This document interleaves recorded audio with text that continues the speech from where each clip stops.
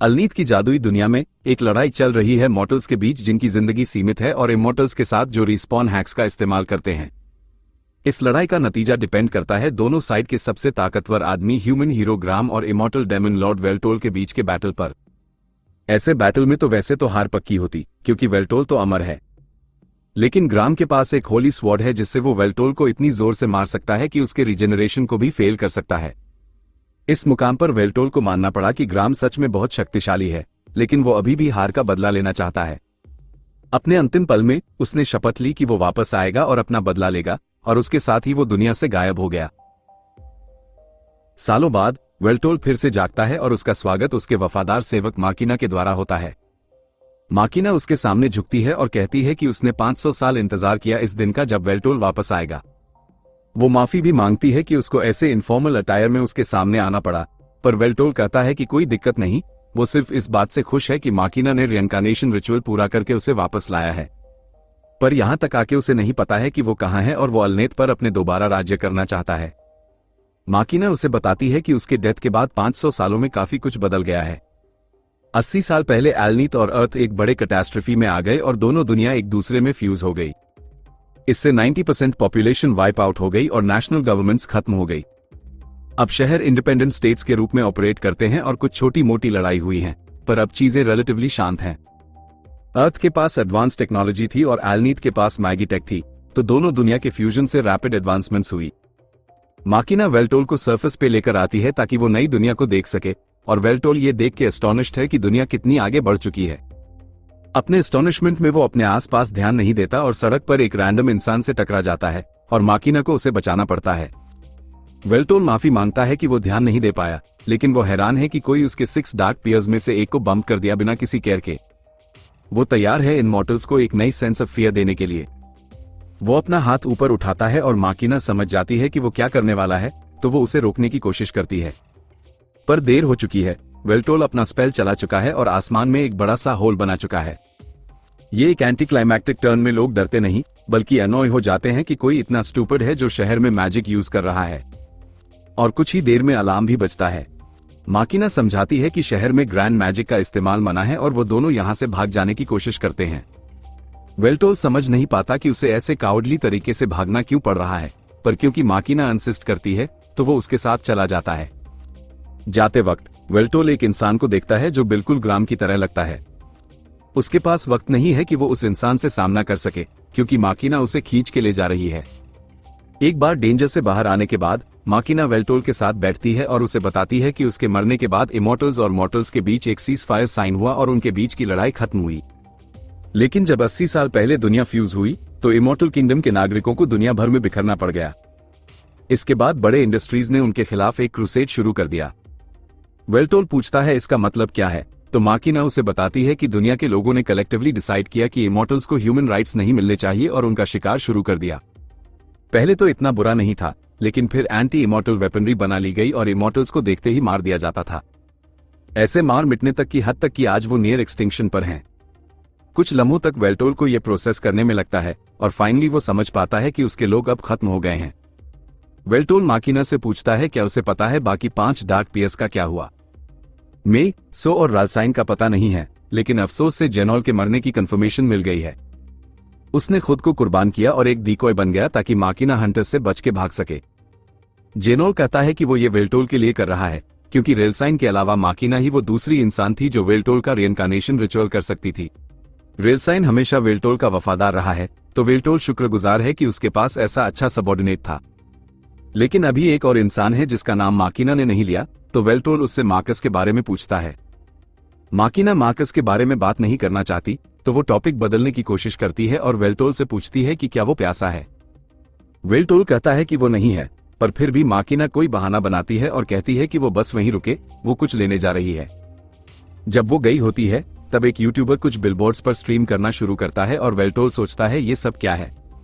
तभी उसकी नजर कुछ लाइट्स पर पड़ती है जो आसपास में घूम रही हैं, और लगता है ये किसी लड़की की वजह से है जो बिलबोर्ड्स के पास वाले रूफ पर खड़ी है। पहले तो समझ नहीं आता वो क्या कर रही है, लेकिन फिर वो अपने हाथ का एक छोटा सा झटका देती है और एक पल में सारे बिलबोर्ड्स पर कुछ और ही वीडियोस चलने लगते हैं। वो लड़की खुद से काफी खुश लगती है और किसी को नहीं पता कि ये उसने किया है, तो वो जाने लगती है। जाते वक्त वेल्टोल उसे बुला लेता है, जिस पर वो थोड़ा पैनिक हो जाती है क्योंकि उसे पकड़ लिया गया है। वो प्रिटेंड करने की कोशिश करती है कि उसका इसमें कोई हाथ नहीं है, लेकिन वेल्टोल ने क्लियरली देखा है कि उसने ईथर के साथ कुछ किया और फिर स्क्रीन्स चेंज हो गई। वो ये सोच के हैरान है कि कोई इतना परसेप्टिव कैसे हो सकता है कि ईथर के बेसिस पर ये सब समझ जाए। तो वो वेल्टोल से पूछती है वो कौन है, लेकिन जब वेल्टोल कहता है कि वो डेमन लॉर्ड है तो वो उसे सीरियसली नहीं लेती। वेल्टोल समझाता है कि उसने देखा उसने जायंट स्क्रीन्स के साथ कुछ किया, लेकिन उसे ये समझ नहीं आ रहा कैसे, तो वो उसे सीखना चाहता है। लड़की को फ्लैटर्ड फील होता है कि वेल्टोल उसे एक्सपर्ट मानते हैं, तो वो बताने लगती है कि ये तो बस कुछ बेसिक हैकिंग थी और इससे तो पोकेमॉन फाइल्स लीक करना ज्यादा मुश्किल था। अभी उसने बस बिलबोर्ड के लॉजिक बैरियर का एक फ्ला का फायदा उठाया और कुछ स्पाइसी वीडियोस चला दिए। वेल्टोल उसके स्पीच को इंटरप्ट करता है और उसे कहता है वो अपने एक सबऑर्डिनेट मार्कस को ढूंढ रहा है और पूछता है कि क्या उसे पता है वो कहाँ मिल सकता है। लड़की शहर के बीच वाले बड़े टावर की तरफ इशारा करती है और कहती है कि उस कंपनी का सीईओ मार्कस है, तो शायद वो वहां मिल सकता है। वेल्टोल उसके एडवाइस को फॉलो करता है और हैवी मैजिक इंडस्ट्रीज में मार्कस को ढूंढने जाता है। जैसे ही वो एंटर करता है, उसकी नजर एक अजीब सी चीज पर पड़ती है जो उसके तरफ विगल कर रही होती है, पर वो इग्नोर करके फ्रंट डेस्क पर जाता है और रिसेप्शनिस्ट से कहता है कि वो मार्कस से मिलने आया है। पर उसके बोलने से पहले ही मार्कस की प्राइवेट सेक्रेटरी नीचे आ जाती है और कहती है वो वेल्टोल को मार्कस तक ले जाने आई है। वो दोनों एलिवेटर में टावर के टॉप की तरफ जाते हैं और लिफ्ट में वेल्टोल नोटिस करता है कि सेक्रेटरी के पास वही पिन है जो उसने एंट्रेंस पे देखी थी। तो वो पूछता है इसके बारे में। सेक्रेटरी प्राउडली बताती है कि ये कंपनी का मैस्कॉट है और वो फ्यूचर में इसके अराउंड एक ब्रांड बनाना चाहते हैं। आखिरकार वेल्टोल टावर के टॉप पर पहुंचता है जहां वो मार्कस को अपने थ्रोन पर बैठे देखता है। मार्कस कहता है बहुत वक्त हो गया उसने लास्ट टाइम वेल्टोल को देखा था, पर वेल्टोल को ये डिसरिस्पेक्टफुल लगता है कि मार्कस अपने किंग के सामने बैठे हुए है। मार्कस इग्नोर करता है और पूछता है वेल्टोल यहाँ किस काम से आया है। वेल्टोल कहता है कि वो चाहता है मार्कस उसकी मदद करे ताकि वो इमॉर्टल किंगडम को दोबारा बना सके। मार्कस एक मॉकिंग टोन में हंसी में उड़ाता है और कहता है वो ये नहीं करेगा। वेल्टोल को इंसल्ट फील होता है तो वो मार्कस को रिस्पेक्ट का दर्दनाक सबक सिखाने का सोचता है, लेकिन उसके स्पेल कास्ट करने से पहले ही मार्कस की असिस्टेंट उस पर ब्लेड से वार करती है तो वेल्टोल को डॉज करना पड़ता है। वेल्टोल शॉक्ड है कि वो आर्मामेंट फॉर्जिंग मैजिक का यूज कर सकती है, पर इससे पहले वो दोबारा अटैक करे, मार्कस उसे स्टैंड डाउन के लिए कहता है। फिर वो वेल्टोल की तरफ मुड़ता है और उसे कहता है तुम कमजोर हो गए हो, क्योंकि अपने प्राइम में तुम कभी इतने छोटे स्केल की मैजिक से खुद को थ्रेटन महसूस नहीं करते। तुम दुनिया पर कैसे कब्जा करने का प्लान बनाते हो जब एक इंसान ही तुम्हें इतनी दिक्कत दे सकता है। मार्कस रिफ्यूज करता है कि वो ऐसे किंग की सेवा करे जो इतना बेचारा हो, और वो वेल्टोल को कहता है कि उसके नजरों से दूर हो जाए वरना वो उसे फोर्स कर देगा। वेल्टोल को ये सुन के गुस्सा आ जाता है और वो अपना स्पेल कास्ट करना शुरू करता है मार्कस को नीचे गिराने के लिए, लेकिन उसके पहले ही मार्कस अपना स्पेल ब्रेकर कास्ट कर चुका होता है और वेल्टोल शॉक में रह जाता है क्योंकि मार्कस कभी इतना टैलेंटेड नहीं था कि स्पेल कास्टिंग में उसे बेहतर हो सके। मार्कस इस पल का इंतजार सालों से कर रहा था, तो वो खुशी से वेल्टोल को बताता है कि उसकी ताकत अब बस पास्ट की एक याद है। मार्कस अपनी नेक के पीछे एक इम्प्लांट रिवील करता है, लेकिन वेल्टोल को समझ नहीं आता वो क्या चीज है, तो मार्कस एक इंस्ट्रक्शनल वीडियो चला के उसके बारे में सब कुछ बताता है। इस डिवाइस का नाम फैमिलिया है, और जब नॉर्मली मैजिक यूज करना 5 स्टेप्स लेता है, इनिशियलाइजेशन, कंस्ट्रक्शन, एक्सपेंशन, इंकैंटेशन और प्रोक्लेमेशन, तो ये डिवाइस लोगों को 3 स्टेप स्किप करने का मौका देती है। अब कोई भी हाई लेवल मैजिक यूज कर सकता है। और अगर वेल्टोल ये सोच रहा है कि वो अपने लिए भी फैमिलिया लगवा ले, तो मार्कस ने खास तौर पर इसे हायर बीइंग्स जैसे वेल्टोल के लिए इनकम्पैटिबल बनाया है। मतलब वेल्टोल कभी भी एक फैमिलिया यूज नहीं कर सकता। वेल्टोल के पास नेचुरल स्पेलकास्टिंग की स्पीड तो है, लेकिन एआई स्पेलकास्टिंग के सामने वो ऐसे लगता है जैसे वो अपने स्पेल्स मेल से भेज रहा हो। वेल्टोल पूछता है मार्कस ये सब क्यों कर रहा है। तब मार्कस ये रिवील करता है कि उसने कभी वेल्टोल को पसंद ही नहीं किया जब वो पहली बार मिले थे उस दिन से।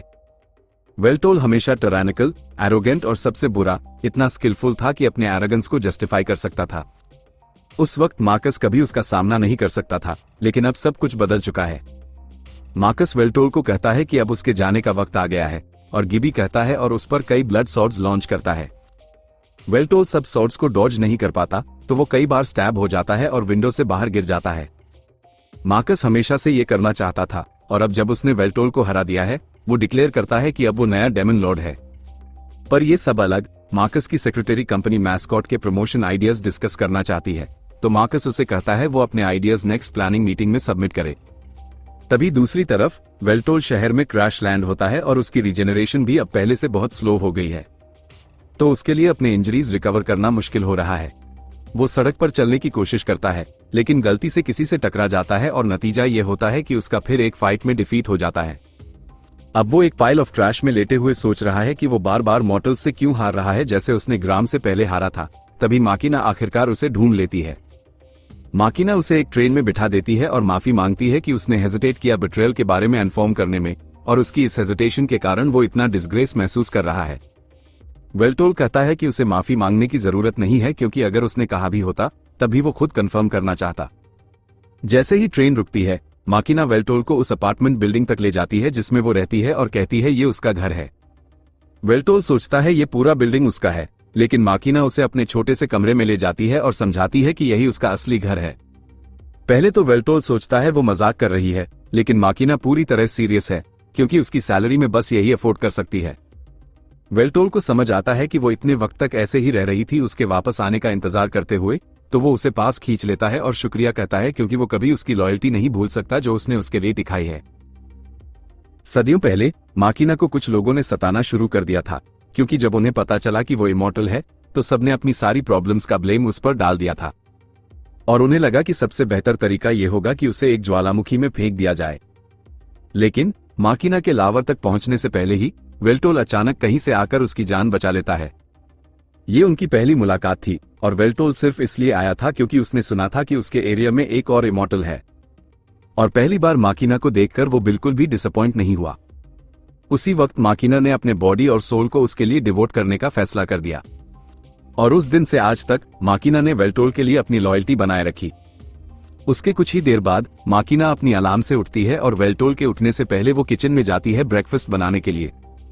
जब तक सूप बॉयल हो रहा होता है, वो अपने वर्चुअल असिस्टेंट एलेक को बुलाती है और अपने फील्ड ऑफ व्यू में एक छोटी सी अपनी ही होलोग्राफिक इमेज देखती है। एलेक उसे डेट, टाइम और करंट वेदर कंडीशंस का बताती है। माकिना एलेक से पूछती है कि वो कैसे है, तो एलेक अपने सिस्टम्स का एक फुल डायग्नोस्टिक चेक करती है और बताती है कि सब कुछ परफेक्ट वर्किंग ऑर्डर में है, जो सुन के माकिना को अच्छा लगता है। लेकिन वो असल में उसकी हालचाल पूछ रही थी।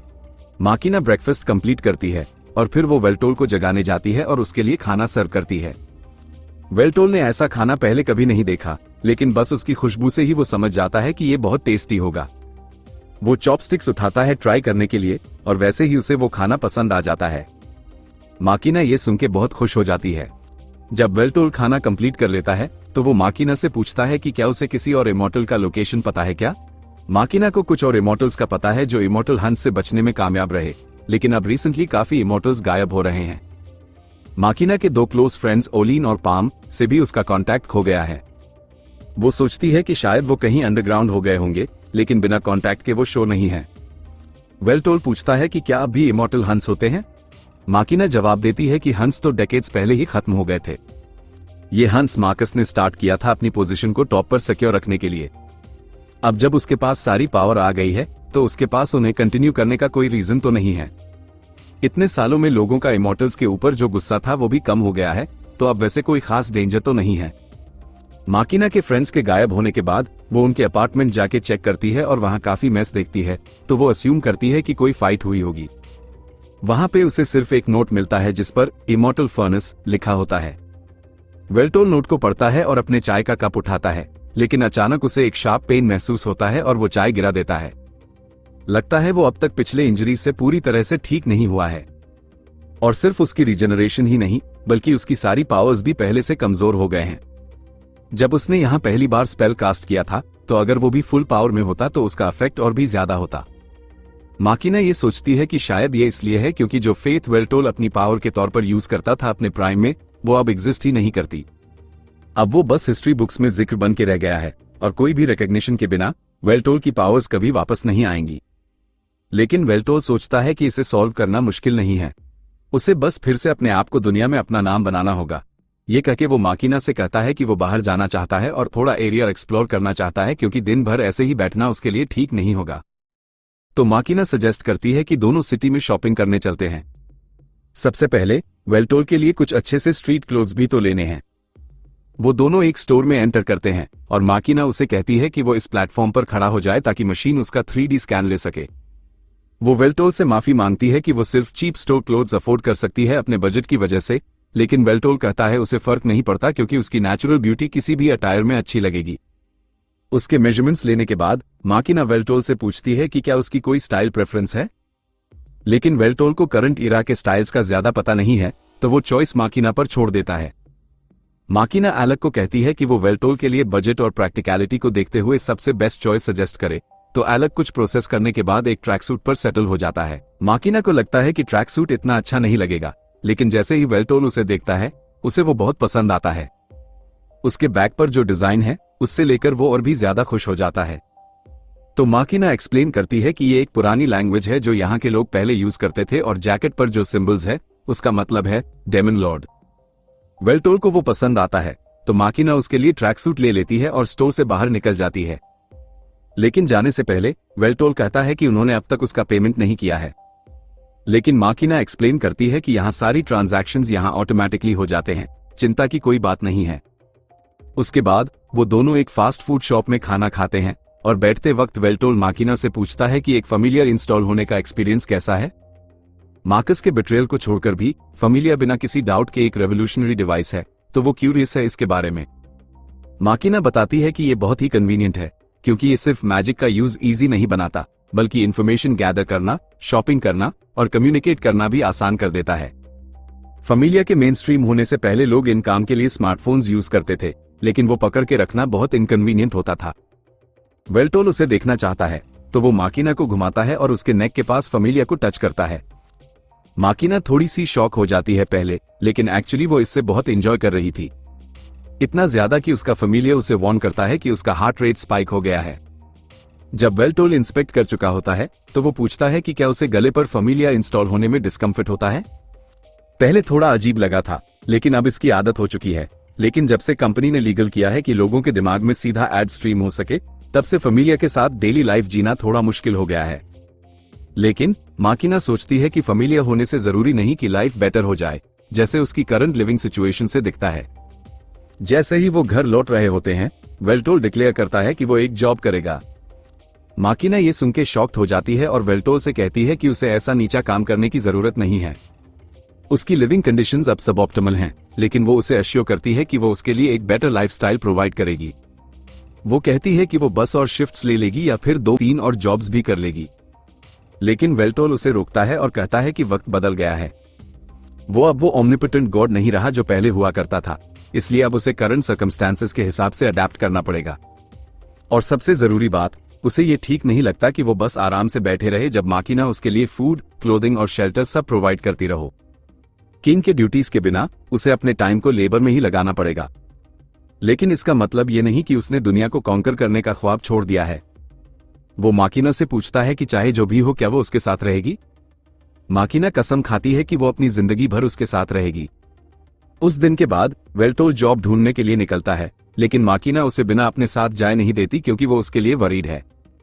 वेल्टोल उसे कहता है कि वो नहीं आ सकती क्योंकि उसे अपने काम का भी ध्यान रखना चाहिए। लेकिन माकिना कहती है कि वो आज का दिन कॉल ऑफ कर सकती है ताकि वो उसके साथ जा सके।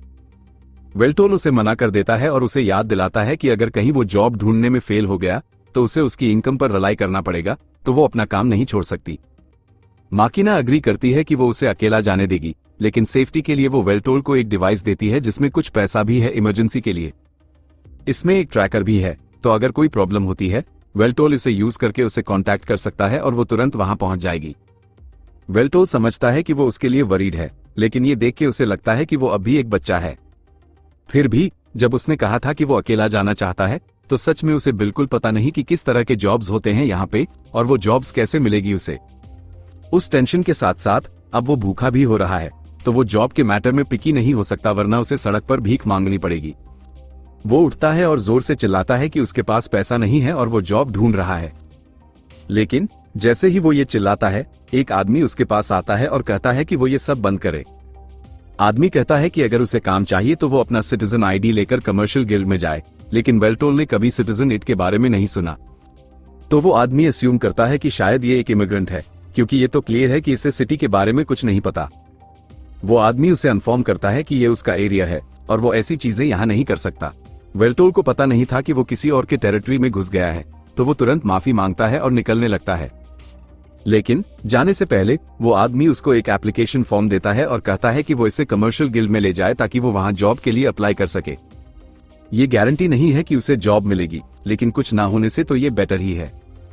और वो वेल्टोल को वार्न भी करता है कि वो IHMI कंपनी रिलेटेड के किसी भी बिजनेस में इन्वॉल्व ना हो, स्पेशली कंस्ट्रक्शन रिलेटेड कंपनीज में, क्योंकि वो बहुत ज्यादा एक्सप्लॉयटेटिव हैं और सेफ्टी रेगुलेशंस की कदर नहीं करते। वेल्टोल उस आदमी की एडवाइस लेता है और उसका शुक्रिया अदा करता है। फिर वो एम्प्लॉयमेंट ढूंढने के लिए कमर्शियल गिल्ड के पास जाता है, लेकिन वहां जाके इंटरव्यूअर इतना एक्साइटेड नहीं लगता उसे एम्प्लॉय करने के लिए। अपने एप्लीकेशन में वेल्टोल ने लिखा है वाइड स्केल एनाइलेशन मैजिक अपने स्पेशल स्किल्स में, और डंजन क्रिएशन, और 500 साल पहले एक नेशन को लीड करने का एक्सपीरियंस। तो इंटरव्यूअर आराम से उसका एप्लीकेशन साइड रख देता है और कहता है कि उनके पास उसके लिए कोई काम अवेलेबल नहीं है, और क्योंकि वेल्टोल के पास फैमिलिया भी नहीं है तो वो हीरे होने के लायक भी नहीं है। जब वेल्टोल वापस घर लौटता है तो वो काफी डिप्रेस्ड फील कर रहा होता है कि उसे जॉब नहीं मिली। तो वो माकिना की गोद में लेट जाता है और उससे पूछता है कि क्या वो सच में इस दुनिया में कुछ भी करने के लायक नहीं है। माकिना उसे अश्योर करती है कि वो अब भी सबसे सुपीरियर है, और फिर वो कहती है कि अब वो बस उसे ही काम करने दे। लेकिन वेल्टोल मना कर देता है कि वो बस आइडल नहीं बैठ सकता। तो वो माकिना से पूछता है कि क्या उसके पास कोई है जो उनकी मदद कर सकता है। तब माकिना को याद आता है कि एक बंदा है जिसे वो कॉल कर सकती है। वेल्टोल ये सुन के सरप्राइज हो जाता है कि माकिना के पास इस इरा में कोई फ्रेंड है, लेकिन माकिना उस बंदे को फ्रेंड नहीं मानती। वो लोग बस साथ में शॉपिंग करते हैं, खाना खाते हैं, गेम्स खेलते हैं और कभी कभी स्लीप ओवर करते हैं, बस और कुछ नहीं। वेल्टोल कंफ्यूज्ड हो जाता है क्योंकि उसके हिसाब से ये तो फ्रेंड ही होता है, लेकिन माकिना फिर भी इसे नहीं मानती। थोड़ी देर बाद वो दोनों माकिना के फ्रेंड से एक नियरबाई कैफे में मिलते हैं, और वो कोई और नहीं बल्कि वो हैकर गर्ल होती है जिसे वेल्टोल कल मिला था। वो प्रॉपर्ली अपना इंट्रोडक्शन देती है और कहती है उसका नाम टाकाहाशी है। लेकिन जब माकिना ने कहा था कि ग्रेट डेमन लॉर्ड एक दिन रिवाइव होगा, तो उसने कभी नहीं सोचा था कि वो उसे रियल लाइफ में मिल पाएगी।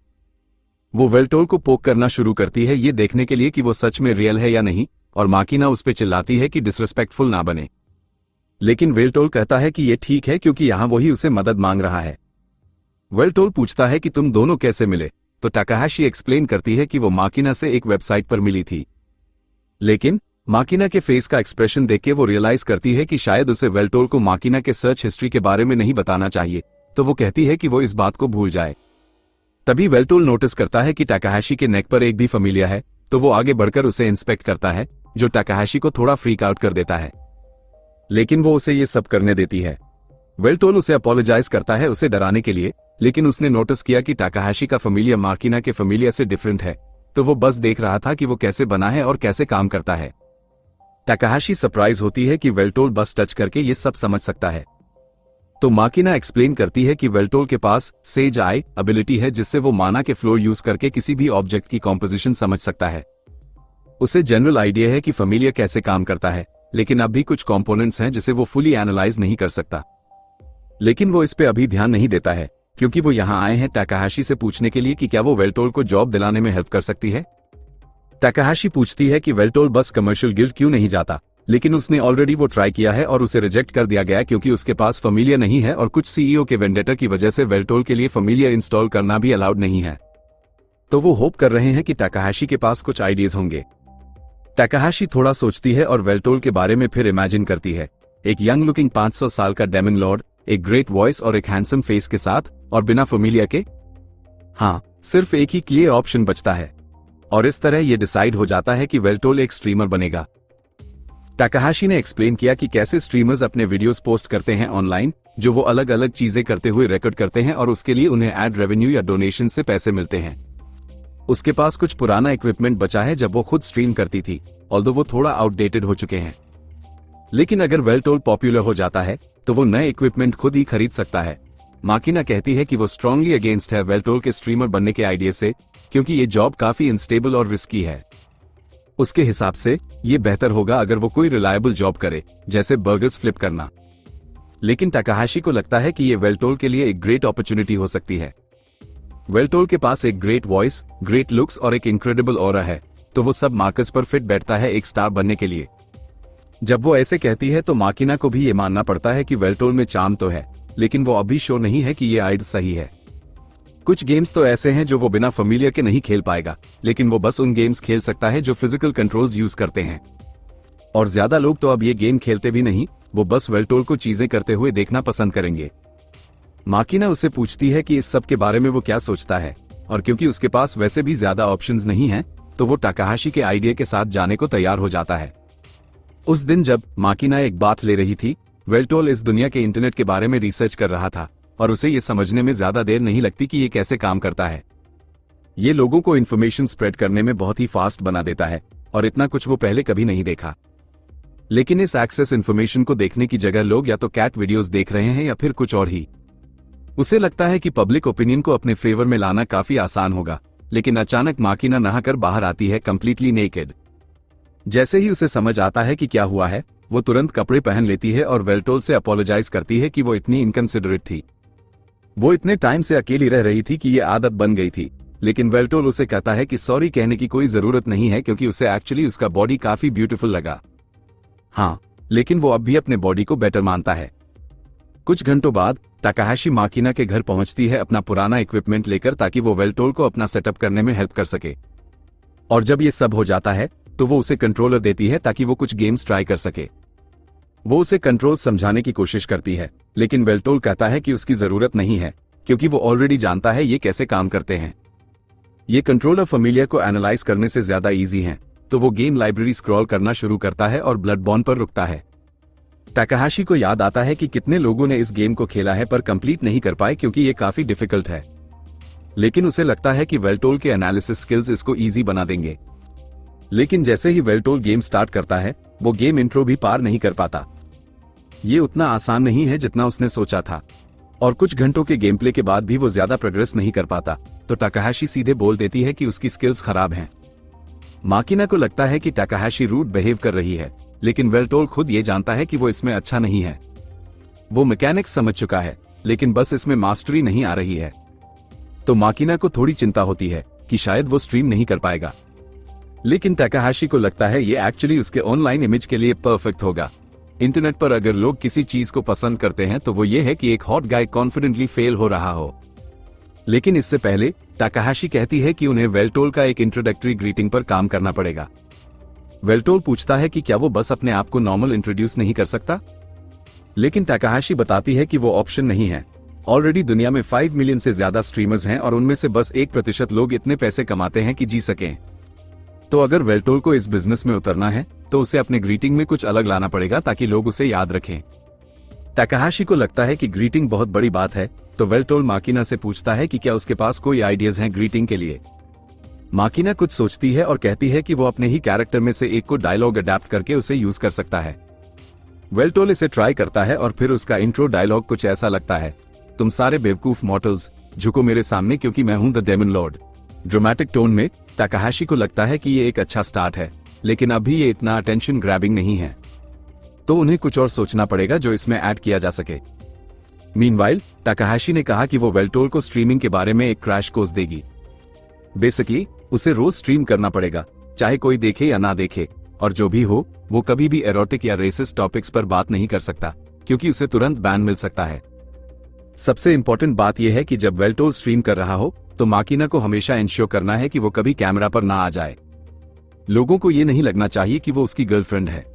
टाकाहाशी अपने एक फ्रेंड से कहती है कि वो उसके स्ट्रीम को प्रमोट करने में मदद करे, और उसका फ्रेंड वैसे भी उसका एहसान चुकाना चाहता है। कुछ वक्त के साथ वेल्टोल ज्यादा से ज्यादा पॉपुलर होने लगता है, और उसके साथ उसे ट्रोल करने वाले लोग भी बढ़ते हैं, पर वो बिल्कुल उनकी परवाह नहीं करता है और उन्हें और रोस्ट करने के लिए एनकरेज करता है। उसके लिए ये मैटर नहीं करता, क्योंकि वो तो दूसरों के बारे में सोचने से पावर गेन करता है, तो नेगेटिव पब्लिसिटी भी उसके फेवर में काम करती है। कुछ ही वक्त में हार्ड वर्क और डिटर्मिनेशन से वेल्टोल 1 मिलियन व्यूज तक पहुंच जाता है। अपने लेटेस्ट स्ट्रीम के लिए वो ब्लडबॉर्न 3 को नॉनस्टॉप खेलने वाला था जब तक वो उसे क्लियर नहीं कर लेता। लेकिन जब वो ये कर रहा होता है, एक कैमरा माकिना के घर की तरफ पॉइंट हो रहा होता है और वो कैप्चर करता है जब माकिना काम से वापस घर आती है। जैसे ही माकिना एंटर करती है, वेल्टोल ने सक्सेसफुली गेम क्लियर कर दिया होता है, तो वो अपने विक्ट्री का सेलिब्रेशन कर रहा होता है और कई फैंस उसे कंग्रेचुलेट करते हैं। उसने फर्स्ट और सेकंड ब्लडबॉर्न गेम्स के बाद बहुत इंप्रूवमेंट किया है, लेकिन ये अब भी इंसेनली डिफिकल्ट गेम था कंप्लीट करने को, पर वो खुश है कि वो इससे पार कर गया। वो अपने फैंस और हेटर्स दोनों को थैंक्स करता है कि उसके साथ बने रहे जब तक वो फिनिश नहीं हुआ, लेकिन अब वो स्ट्रीम एंड करना चाहता है आज के लिए। स्ट्रीम खत्म होने के बाद वेल्टोल एक साई ऑफ रिलीफ लेता है और माकिना दरवाजा खोलकर चेक करती है कि उसे कुछ चाहिए तो नहीं। वेल्टोल कहता है कि वो ठीक है और वो निकलने वाला है क्योंकि उसका एक पैकेज है जो वो पिकअप करना चाहता है। माकिना ऑफर करती है कि वो उसका पैकेज ले आएगी, लेकिन वेल्टोल थोड़े वक्त से बस बाहर निकलने का बहाना ढूंढ रहा होता है। तो माकिना कहती है कि वो उसके वापस आने तक डिनर रेडी रखेगी। वेल्टोल सिटी में निकल पड़ता है और जब वो स्लम से गुजर रहा होता है तो वो सोच रहा होता है कि इस सिटी की सोशल स्ट्रक्चर्स कितनी डिस्टॉर्ट और ट्विस्टेड हैं। लेकिन जब वो चलना कंटिन्यू करता है तो वो शॉक्ड हो जाता है एक जाने पहचाने चेहरे को रोड के साइड बैठे हुए देखकर। हीरो ग्राम। एक वक्त था जब ग्राम एक काइंड भाई था और अपनी बीमार छोटी बहन मोलिना का ध्यान रख रहा था। उसने उसे कंफर्ट दिया और कहा कि वो मेडिसिनल हर्ब्स इकट्ठा करने जा रहा है ताकि वो रिकवर कर सके। लेकिन जैसे ही वो जाने वाला था, उसके फादर ने उसको बुलाया और एक तलवार दी। उन्होंने सुना था कि फॉरेस्ट में कुछ मॉन्स्टर्स एक्टिव हैं, तो वो चाहते थे कि ग्राम तलवार साथ ले जाए ताकि वो अपने आप को प्रोटेक्ट कर सके अगर वो किसी डेंजर में फंस जाए तो। उसकी माँ भी उसके लिए दुआ करती है उसके जाने से पहले, और ग्राम उन दोनों का शुक्रिया अदा करता है। वो उस दिन फॉरेस्ट में हर्ब्स गैदर करने गया और ये काफी स्मूथली हो गया। लेकिन वापस आते वक्त उसका सामना एक लिजर्डमैन की आर्मी से होता है जो जेनरल के अंडर थी, जो वेल्टोल के जनरल्स में से एक है। क्योंकि वो छुपा हुआ था, उसे फाइट नहीं करनी पड़ी। लेकिन उसने सोचा कि वो लोग इतने रिमोट लोकेशन में क्या कर रहे हैं। लेकिन जब वो वापस घर लौटता है तो उसने देखा कि उसका घर और उसके पूरी फैमिली को जला दिया गया है। उस दिन से उसने कसम खाई कि वो वेल्टोल से अपना बदला लेगा। लेकिन अभी उसके आंखों में एक डेज्ड लुक है और वो अपने स्वॉन एनिमी वेल्टोल के पास बैठा हुआ है। वेल्टोल इस उडोन शॉप के बारे में बात शुरू करता है और ग्राम को अश्योर करता है कि ये बेस्ट शॉप्स में से एक है। लेकिन ग्राम को इसमें ज्यादा इंटरेस्ट नहीं है। वेल्टोल कॉन्वर्सेशन को कंटिन्यू करने की कोशिश करता है और कहता है कि इस दुनिया का फूड उसके टाइम के फूड से काफी बेटर है। ग्राम अग्री तो करता है, लेकिन अब भी उसके पास कहने को ज्यादा कुछ नहीं है। फाइनली फूड आ जाता है और वो दोनों खाने लग जाते हैं, लेकिन ग्राम फाइनली कुछ कहता है। वो बोलता है कि कितना अजीब लगता है नूडल्स खाते हुए उसके साथ बैठना जिसने उसके फैमिली और फ्रेंड्स को मारा था। वेल्टोल भी कुछ ऐसा ही महसूस करता है, क्योंकि ग्राम ने भी उसके काफी सारे वैसल्स को अकेले ही मार दिया था। पर अब उसके दिल में ग्राम के लिए कोई नफरत नहीं है। वो बस ये जानना चाहता है कि ग्राम अब तक जिंदा कैसे है जबकि वो इमॉर्टल भी नहीं है। इसका एक ही जवाब हो सकता है कि ग्राम ने किसी तरह अपने आप को इमॉर्टल बना लिया हो। ग्राम समझाता है कि उसने अपना मॉर्टैलिटी नहीं छोड़ा, बल्कि वेल्टोल को हराने के बदले में गॉडेस मिलिया ने उसे एटर्नल यूथ का आशीर्वाद दिया। ये ब्लेसिंग उसे अब तक जीने में मदद तो करती है, लेकिन वो इमॉर्टल नहीं है। वेल्टोल कहता है कि लगता है गॉडेस मिलिया को उस पर काफी प्यार था, तभी उन्होंने उसे ऐसा आशीर्वाद दिया होगा। ग्राम ने इमॉर्टल्स के साथ लड़ाई खत्म की, लेकिन फिर मॉर्टल्स ने आपस में ही लड़ाइयां शुरू कर दी। फिर उसको उन्हीं मॉर्टल्स को मारने के लिए बैटलफील्ड पर भेज दिया गया जिनको उसने पहले बचाया था। और जब सिविल वॉर खत्म हुई तो लोगों ने किसी वजह से ग्राम से नफरत करना शुरू कर दिया। वेल्टोल को लगता है कि ऐसा होना तो तय था, क्योंकि लोग हमेशा उन लोगों से डरते हैं जिनमें बहुत ज्यादा पावर होती है। ग्राम को राज्य से निकाल दिया गया और वो कई सदियों तक भटकता रहा, जब तक फैंटेजियन हुआ और दुनिया एक हो गई। तब से उसने इतने सारे मॉर्टल्स और इमॉर्टल्स को मार दिया है कि अब उसके लिए इस दुनिया में हीरो के रूप में कोई जगह नहीं है। उसने वेल्टोल से पूछा कि उसने दुनिया पर राज करने का सपना क्यों देखा। वेल्टोल जवाब देता है कि वो दुनिया में शांति लाना चाहता था। इमॉर्टल बनने के कई तरीके हैं, जैसे फीनिक्सेस, कर्सेस या ब्लेसिंग्स। बस कुछ रेयर केसेस को छोड़कर सभी इमॉर्टल्स कभी ना कभी मॉर्टल ही थे। फिर भी मॉर्टल्स हमेशा इमॉर्टल्स को अलग और खतरनाक समझ के उन्हें रिजेक्ट और प्रोसिक्यूट करते हैं, और इमॉर्टल्स भी वैसे ही मॉर्टल्स के साथ करते हैं। वेल्टोल का मानना है कि लोग हमेशा उस चीज से डरेंगे जो उनसे अलग है, चाहे वो कुछ भी हो। इसलिए उसने सोचा कि दुनिया में असली शांति तभी आ सकती है जब वो दुनिया का किंग बन जाए और सबको एक जैसी ट्रीटमेंट दे सके। ग्राम को लगता है कि वर्ल्ड डोमिनेशन से शांति नहीं आएगी, लेकिन वो ये भी नहीं कह सकता कि लोग अपने आप शांति लाएंगे, क्योंकि उसने भी अपने पर अत्याचार और बिना मतलब की लड़ाइयां देखी हैं। लेकिन फिर भी वो वेल्टोल की बात कभी नहीं मानेगा। वेल्टोल भी मान लेता है कि ग्राम उसकी बात से कभी सहमत नहीं होगा। ग्राम उठता है और वेल्टोल को नूडल्स के लिए शुक्रिया कहके चला जाता है। जाते जाते वो कहता है कि वो खुश है कि उसे वेल्टोल से बात करने का मौका मिला। वेल्टोल भी उठता है और स्ट्रीट पर चलते चलते उसकी नजर एक गली में टाकाहाशी पर पड़ती है, जो किसी मुसीबत में फंसी हुई लगती है। उसने एक ओगर को जॉब के लिए हायर किया था, पर अब वो ओगर उसे दुगना पैसा मांग रहा है। टाकाहाशी कहती है कि अगर वो सोचता है कि वो उसे इतना पैसा ले लेगा तो वो गलत है, पर ओगर तैयार है उसे मारने के लिए अगर उसने उसकी डिमांड नहीं मानी। जैसे ही वो उस पर हाथ उठाने लगता है, वेल्टोल उसका हाथ पकड़ लेता है और कहता है कि टाकाहाशी को छोड़ दे। आज उसका मूड अच्छा है तो वो ओगर की बदतमीजी को नजरअंदाज कर सकता है। पर ओगर को याद आता है कि ये वही बंदा है जिसे उसने पहले एक बार मारा था, तो उसे वेल्टोल से डर नहीं लगता। वो कहता है कि इस बार वो वेल्टोल को मार ही डालेगा। टाकाहाशी उसे भागने को कहती है, पर वेल्टोल कहता है कि ये सब ठीक है, क्योंकि वो अपने 1 मिलियन सब्सक्राइबर्स की वजह से वापस आई शक्ति को टेस्ट करना चाहता है। ओगर उस पर पंच मारने की कोशिश करता है, पर वेल्टोल अपना हाथ आगे बढ़ाता है और पंच को पकड़ लेता है। लेकिन फिर ओगर विंड मैजिक का इस्तेमाल करके वेल्टोल का हाथ पूरी तरह से तोड़ देता है। पर अपनी कुछ शक्ति वापस पा चुके वेल्टोल का हाथ तुरंत रिजेनरेट हो जाता है और वो उस ओगर को एक फ्लिक मार के कचरे के ढेर में गिरा देता है। ओगर बेहोश हो जाता है और वेल्टोल को थोड़ा डिसअपॉइंटमेंट होता है। उसने कुछ ज्यादा ही टफ फाइट की उम्मीद की थी। टाकाहाशी उसके पास आती है और पूछती है, तू ठीक है? और वेल्टोल कहता है कि वो बिल्कुल ठीक है, लेकिन उसे ये जानना है कि वो आदमी कौन था और वो उस पर क्यों अटैक कर रहा था। टाकाहाशी एक्सप्लेन करती है, वो मेरा बॉडीगार्ड बनने वाला था आज एक बड़े काम के लिए, लेकिन अचानक से उसने कुछ अजीब डिमांड्स शुरू कर दिए। वेल्टोल को ये नहीं पता था कि वो उसका बॉडीगार्ड है, तो वो अपोलोजाइज करता है कि उसने उसे नॉकआउट कर दिया। लेकिन टाकाहाशी कहती है कि कोई बात नहीं, क्योंकि अब उसने उससे भी बेटर ढूंढ लिया है। टाकाहाशी वेल्टोल से कहती है कि वो उसका बॉडीगार्ड बन जाए आज के दिन के लिए, और वो उसके लिए पैसे भी देगी। वेल्टोल को याद आता है कि उसे उसका एहसान भी चुकाना है, तो वो अग्री कर लेता है। टाकाहाशी उसे लोकेशन पर ले जाती है और बताती है कि वो इस वेयरहाउस से कुछ चुराने का प्लान कर रही है, तो उसे बस एक डिस्ट्रैक्शन क्रिएट करने की जरूरत है। वेल्टोल कहता है कि उसने ऑब्जेक्टिव समझ लिया है, लेकिन टाकाहाशी उसको और इंस्ट्रक्शंस देने से पहले ही वेल्टोल उठ खड़ा होता है और टाकाहाशी उसको रोकने की कोशिश करती है, पर तब तक वो मेजर याकुजा ऑपरेशन का दूर तोड़ चुका होता है। वेल्टोल को यह समझ नहीं आ रहा कि उसे यहाँ क्या करना चाहिए, तो वो कॉम्स पर टाकाहाशी से पूछता है, वो टेबल में जो क्यूब है, क्या वही टारगेट है? टाकाहाशी उसे कंफर्म करती है कि हाँ, लेकिन वो ये भी सोच रही है कि वेल्टोल उसे कम्युनिकेट कैसे कर रहा है जब उसके पास फैमिलिया भी नहीं है। वेल्टोल बड़े प्राउड से कहता है, मैंने बस फैमिलिया की कम्युनिकेशन ईथर को कॉपी कर लिया हूं, ताकि वो मैजिक का फीचर रिप्रोड्यूस कर सकूं।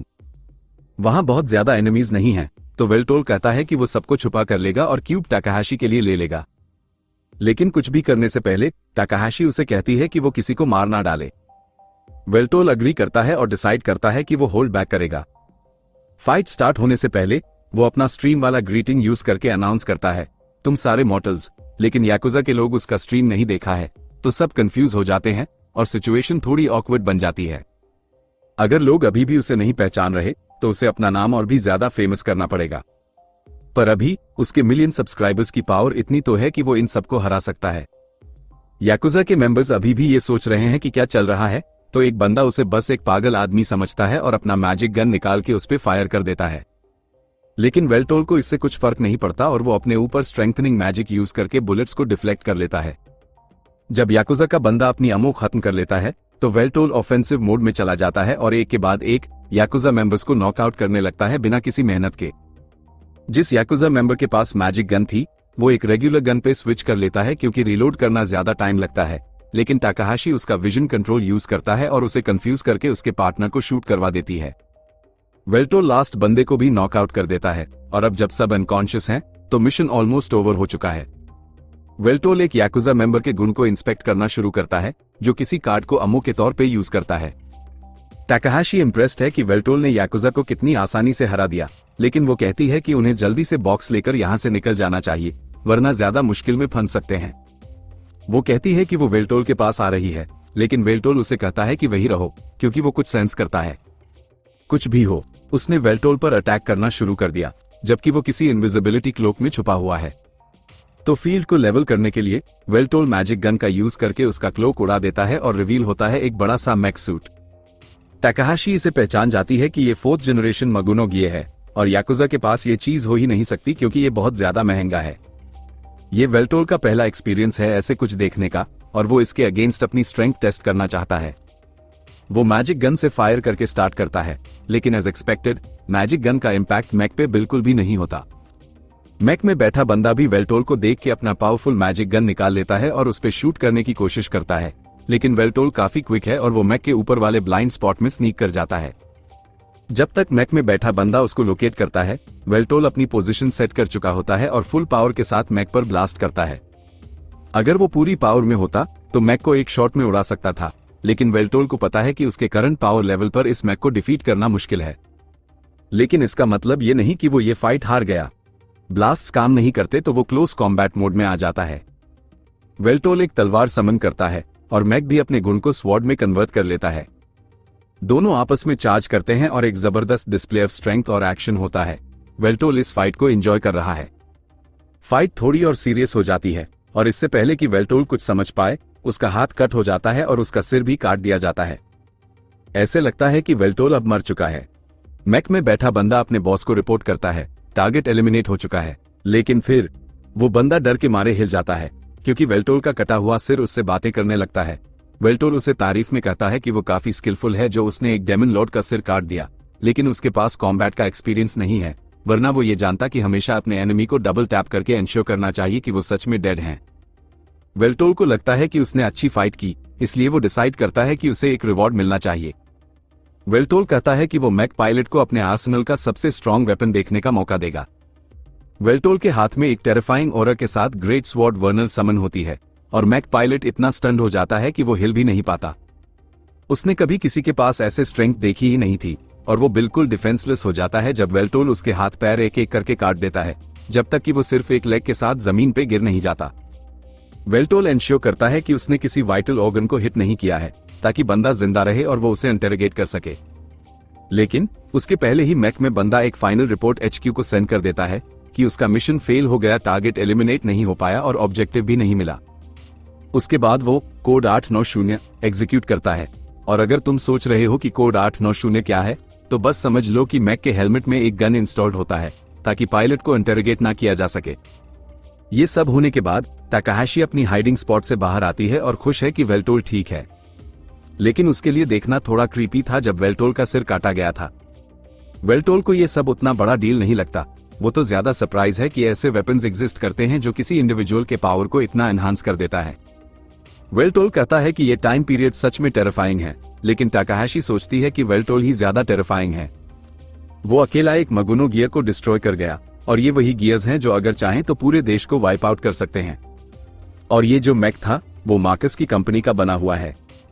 टाकाहाशी को लगता है कि याकुजा इसे कभी हाथ नहीं लगा सकती थी, तो वो अब थोड़ी वरी होने लगती है कि ये मिशन उसके सोच से ज्यादा मुश्किल हो रही है। पर वो छोड़कर वेल्टोल अभी भी क्यूरियस है कि इतनी मेहनत क्यों हो रही है सिर्फ एक क्यूब को हासिल करने के लिए। टाकाहाशी उसे एक्सप्लेन करती है कि क्यूब एक्चुअली एक स्टोरेज डिवाइस है और उसका क्लाइंट इसके अंदर की इंफॉर्मेशन के लिए इंटरेस्टेड है।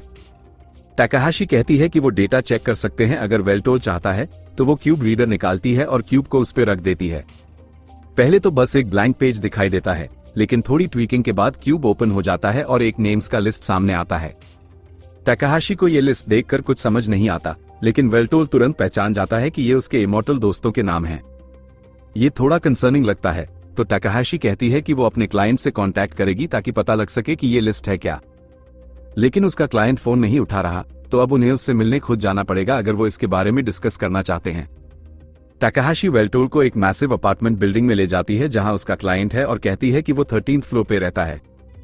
जैसे ही वो फ्रंट डोर पर पहुंचते हैं, टाकाहाशी अपनी हैकिंग स्किल्स यूज करके सिक्योरिटी सिस्टम बाईपास कर लेती है ताकि उन्हें एंट्री मिल सके बिना रेजिडेंट होने के। और वो इस बात पर खुद पे बहुत प्राउड फील करती है क्योंकि कोई भी ऐसी सिक्योरिटी सिस्टम नहीं है जो वो बाईपास नहीं कर सकती। जब वेल्टोल और टाकाहाशी एलिवेटर में एंटर करते हैं, टाकाहाशी एलिवेटर बटन प्रेस करने वाली होती है, लेकिन वेल्टोल उसे रोक लेता है और कहता है कि वो बटन प्रेस करना चाहता है। टाकाहाशी को कोई प्रॉब्लम नहीं है, लेकिन वो उससे पूछती है कि उसका रीजन क्या है, लेकिन वेल्टोल कहता है कोई रीजन नहीं है, उसे बस बटन प्रेस करना पसंद है। वो 13th फ्लोर का बटन प्रेस करने लगता है, लेकिन टाकाहाशी भूल जाती है उसे बताना कि इस एलिवेटर में डायरेक्ट 13th फ्लोर पर नहीं जा सकते। पहले उन्हें 2nd फ्लोर पे जाना पड़ेगा, फिर 17th, फिर वापस 4th, और ऐसे ही करके इवेंचुअली वो 13th फ्लोर पहुंचते हैं। जब वो 13th फ्लोर पे आते हैं, वेल्टोल एलिवेटर से निकलने लगता है, लेकिन टाकाहाशी उसे रोक लेती है और कहती है कि उसका क्लाइंट काफी पैरानॉइड है और उसने पूरे फ्लोर में काफी ट्रैप्स लगाए हैं। अगर वेल्टोल उन ट्रैप्स में से किसी को एक्सीडेंटली ट्रिगर कर देगा तो वो तंदूर बन जाएगा। वेल्टोल शुक्रिया कहता है वार्निंग के लिए, लेकिन जितना वो देख सकता है इस रूम में कोई ट्रैप्स नहीं है। हालांकि ये ज्यादा सही होगा कहना कि सारे फिजिकल और मैजिकल ट्रैप्स डिसार्म हो चुके हैं। टाकाहाशी सरप्राइज होती है कि वेल्टोल ने इतना आसानी से ये कैसे पहचान लिया, पर एज अ डेमन लॉर्ड उसके काफी ड्यूटीज में से एक डंजन्स बनाना और मेंटेन करना भी शामिल था। तो ट्रैप्स के लेआउट को समझना उसके लिए बस एक छोटी सी बात है। वो आगे बढ़ते हैं और आखिर में फ्रंट डोर तक पहुंचते हैं। टाकाहाशी बेल बजाती है, पर सरप्राइजिंगली वो जवाब नहीं देता। टाकाहाशी को समझ नहीं आता है कि फोन कॉल्स इग्नोर करना एक चीज है, लेकिन वो अपना फ्रंट डोर तो हमेशा ओपन करता था। क्लोजर इंस्पेक्शन पे वेल्टोल को रियलाइज होता है कि दरवाजा तो शुरू से ही बंद नहीं था। ये बात टाकाहाशी के लिए रेड फ्लैग है, क्योंकि उसका क्लाइंट कभी अपना डोर ऐसे अनलॉक नहीं छोड़ता। वेल्टोल सजेस्ट करता है कि उन्हें कॉशियसली प्रोसीड करना चाहिए, क्योंकि वो नहीं जानते कि अंदर क्या मिलेगा। टाकाहाशी आगे चलती है और वर्करूम की तरफ बढ़ती है। वहां उसका क्लाइंट अपने चेयर पे बैठा होता है, लेकिन जैसे ही वो उसके पास जाती है, वो देखकर शॉक हो जाती है कि वो खून में लथपथ है, बिल्कुल लाइफलेस। टाकाहाशी एक सेकंड के लिए फ्रीक आउट करती है, लेकिन वेल्टोल उसे काम करता है और बॉडी इंस्पेक्ट करने के लिए आगे बढ़ता है। वेल्टोल को याद आता है कि उसने पहले भी कहीं इस बंदे का चेहरा देखा था, हालांकि उस टाइम वो काफी सारा कचरा पहने हुए था। टाकाहाशी कहती है कि ये उसके लिए कॉमन बात है, क्योंकि वो अक्सर एक होबो की तरह ड्रेस करके इंफॉर्मेशन गैदर करने जाता था। उसके चेस्ट में एक ऑब्वियस स्टैब वुंड है और एक नेक पे, लेकिन ब्लड के स्टेट से लगता है कि ये कुछ दिन पहले ही हुआ होगा। वेल्टोल कहता है कि ऐसा बंदा बहुत सारे दुश्मन रखता होगा, लेकिन जिस तरह से उसका मर्डर हुआ है वो इतना एफिशिएंट है कि लगता नहीं कि ये किसी ने नफरत में किया हो। ये ज्यादा लाइकली है कि किसी ने उसका सुपारी दिया हो, स्पेशली क्योंकि किलर ने इतनी मेहनत करके उसकी फैमिली को भी डिस्ट्रॉय कर दिया है। कोई जरूरत से ज्यादा एफर्ट ले रहा है उसके इन्फॉर्मेशन को कवर अप करने के लिए। शायद ये उस जॉब से रिलेटेड है जो टाकाहाशी ने उसके क्लाइंट से लिया था, पर अब वो मर चुका है तो उसे कुछ इन्फॉर्मेशन नहीं मिल सकता। टाकाहाशी एक सेकंड सोचती है और रूम में सर्च करना शुरू करती है, क्योंकि एक सीजन्ड इन्फॉर्मेशन ब्रोकर स्लैकार्ड जरूर एक्स्ट्रा डेटा सिक्योरिटी के लिए offline storage devices near by hide करके रखता होगा। थोड़ी देर बाद वो एक लैपटॉप डिस्कवर करती है एक हिडन डेस्क ड्रॉअर में। लगता है इसमें वो आंसर्स हो सकते हैं जो वो ढूंढ रहे हैं, लेकिन जब वो लैपटॉप ऑन करती है तो सारे फाइल्स एक करप्टेड मेस में होती हैं। वेल्टोल को ये पहले जैसा लगता है, लेकिन वो देखता है कि सारी फाइल्स एक स्पेसिफिक ऑर्डर में अरेंज्ड हैं। टाकाहाशी उन्हें कंपाइल कर पाती है जब तक एक वीडियो नहीं मिल जाता।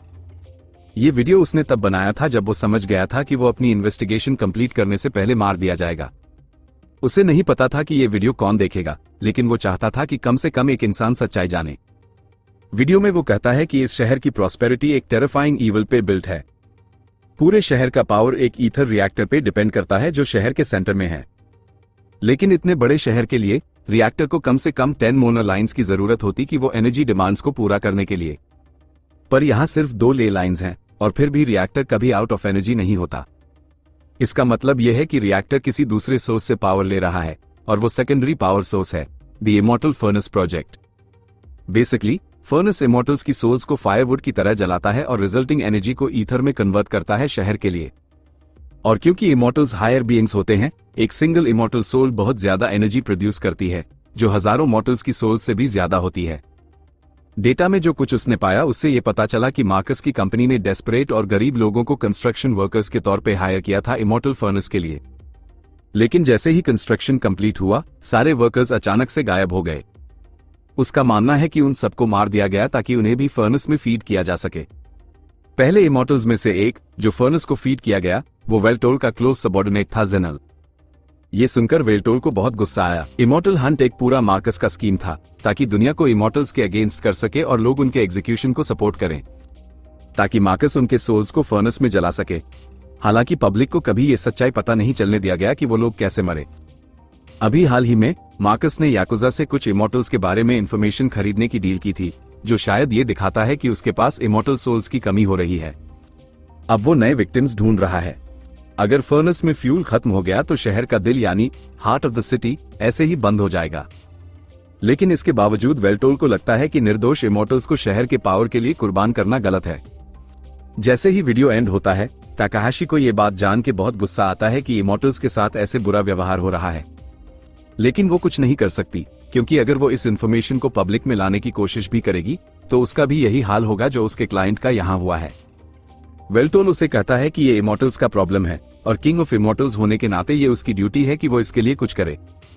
टाकाहाशी को इस टेंशन में पड़ने की जरूरत नहीं है। अब वो डिसाइड करते हैं कि शहर के ऑफिशियल्स को उसके क्लाइंट यानी यो की डेथ के बारे में इन्फॉर्म करेंगे ताकि उसे एक प्रॉपर बेरियल मिल सके। जब वो वहां से निकलते हैं, वेल्टोल माकिना से कांटेक्ट करने की कोशिश करता है ताकि उसे इमॉर्टल फर्नेस के बारे में बता सके, लेकिन फिर उसके चेहरे में घबराहट छा जाती है जब उसका कॉल कनेक्ट नहीं हो पाता। फिर वो सोचता है जरूर कुछ गड़बड़ है, मुझे जल्दी जाना होगा। जब वेल्टोल अपने काम में बिजी था, माकिना फ्रिज में देखती है और सोचती है कि डिनर में क्या बनाया जा सकता है जब तक वेल्टोल वापस आए। लेकिन फ्रिज में कुछ खास था ही नहीं। थोड़ी देर के लिए एलेक्स सजेस्ट करता है कि जो कुछ भी इंग्रेडिएंट्स हैं उनसे अच्छी करी बनाई जा सकती है। तभी डोरबेल बजता है और माकिना जाकर दरवाजा खोलती है, लेकिन उसकी डिसअपॉइंटमेंट और डिसगस्ट का कोई ठिकाना नहीं रहता जब वो देखती है कि मार्कस है सामने। मार्कस ने जो कुछ किया है उसके बाद सिर्फ एक ही जवाब बनता है, जो है वायलेंस। माकिना उस पर एक मैसिव फायर बर्स्ट से वार करती है। मार्कस फ्लेम्स में लपेट जाता है और पीछे गिरता है, लेकिन क्योंकि वो भी इमॉर्टल है तो इतनी सी आग उसे खत्म नहीं कर सकती। माकिना अपने बैटल फॉर्म में ट्रांसफॉर्म होकर घर से बाहर आती है, क्योंकि उसे पता है कि मार्कस कुछ ना कुछ गड़बड़ करने ही आया है। लड़ाई शुरू करने से पहले माकिना अपने फैमिलियर को नेटवर्क से डिस्कनेक्ट करती है ताकि मार्कस उस तक पहुंच ना सके, और तब दोनों मैजिक वेपन्स के अटैक से एक दूसरे पर वार करते हैं। पहले तो दोनों का टक्कर बराबर का लगता है, लेकिन मार्कस के ध्यान भटकते ही माकिना उसके पास जाकर उसका हाथ पकड़ लेती है और वो हाथ ब्लास्ट होकर पूरी तरह से अलग हो जाता है। मार्कस थोड़ी देर के लिए शॉक में आ जाता है, लेकिन कुछ ही सेकंड्स में वो अपना हाथ रिजेनरेट कर लेता है। फिर मार्कस एक bloody sword rain arrow attack cast करता है जो एक मैसिव एक्सप्लोजन क्रिएट करता है। लेकिन माकिना ने जो शील्ड लगा रखा है उसके कारण वो बिल्कुल सेफ रहती है, लेकिन उसके घर को नहीं बचा पाती क्योंकि उसके पास फायर इंश्योरेंस नहीं है। उसी वक्त मार्कस की सेक्रेटरी धुआं में से निकलती है और माकिना को सरप्राइज अटैक करने की कोशिश करती है, लेकिन माकिना तैयार थी और सिर्फ एक इल्यूजन को ही स्लैश कर पाती है सेक्रेटरी। माकिना को पहले से ही शक था कि मार्कस अकेला नहीं आएगा, तो वो सेक्रेटरी को एशेज में बदलने के लिए स्पेल तैयार करने लगती है। लेकिन उससे पहले कि वो स्पेल कंप्लीट हो, मार्कस कोड ब्रेकर का यूज करता है और माकिना का फैमिलिया बंद हो जाता है, जिससे वो थोड़ी देर के लिए डिसोरिएंटेड हो जाती है। इस मौके का फायदा उठाते हुए सेक्रेटरी माकिना पर वार करके उसके सीने में छुरा घुसा देती है और माकिना गिर जाती है। अब वो वापस उठने वाली नहीं लगती। अब जब लड़ाई खत्म हो गई है, सेक्रेटरी मार्कस को डांटती है कि वो इतना रेकलेस एक्ट कर रहा था, क्योंकि माकिना इजीली उसे मार सकती थी और ये लड़ाई अवॉइड की जा सकती थी अगर मार्कस ने पहले से ही माकिना का फैमिलिया डिसेबल कर दिया होता। जैसे ही वो दोनों माकिना के बेजान शरीर के ऊपर खड़े होते हैं, माकिना मार्कस को घूरती है, लेकिन मार्कस को मजा आ रहा है उसे इस हालत में देखकर। माकिना उससे पूछती है कि उसने उसके साथ क्या किया। मार्कस बताता है कि उसने बस उसका फैमिलिया शट डाउन किया है। माकिना को पहले ये इम्पॉसिबल लगता था, क्योंकि उसने अपना फैमिलिया इंटरनेट से डिस्कनेक्ट कर दिया था लड़ाई शुरू करने से पहले।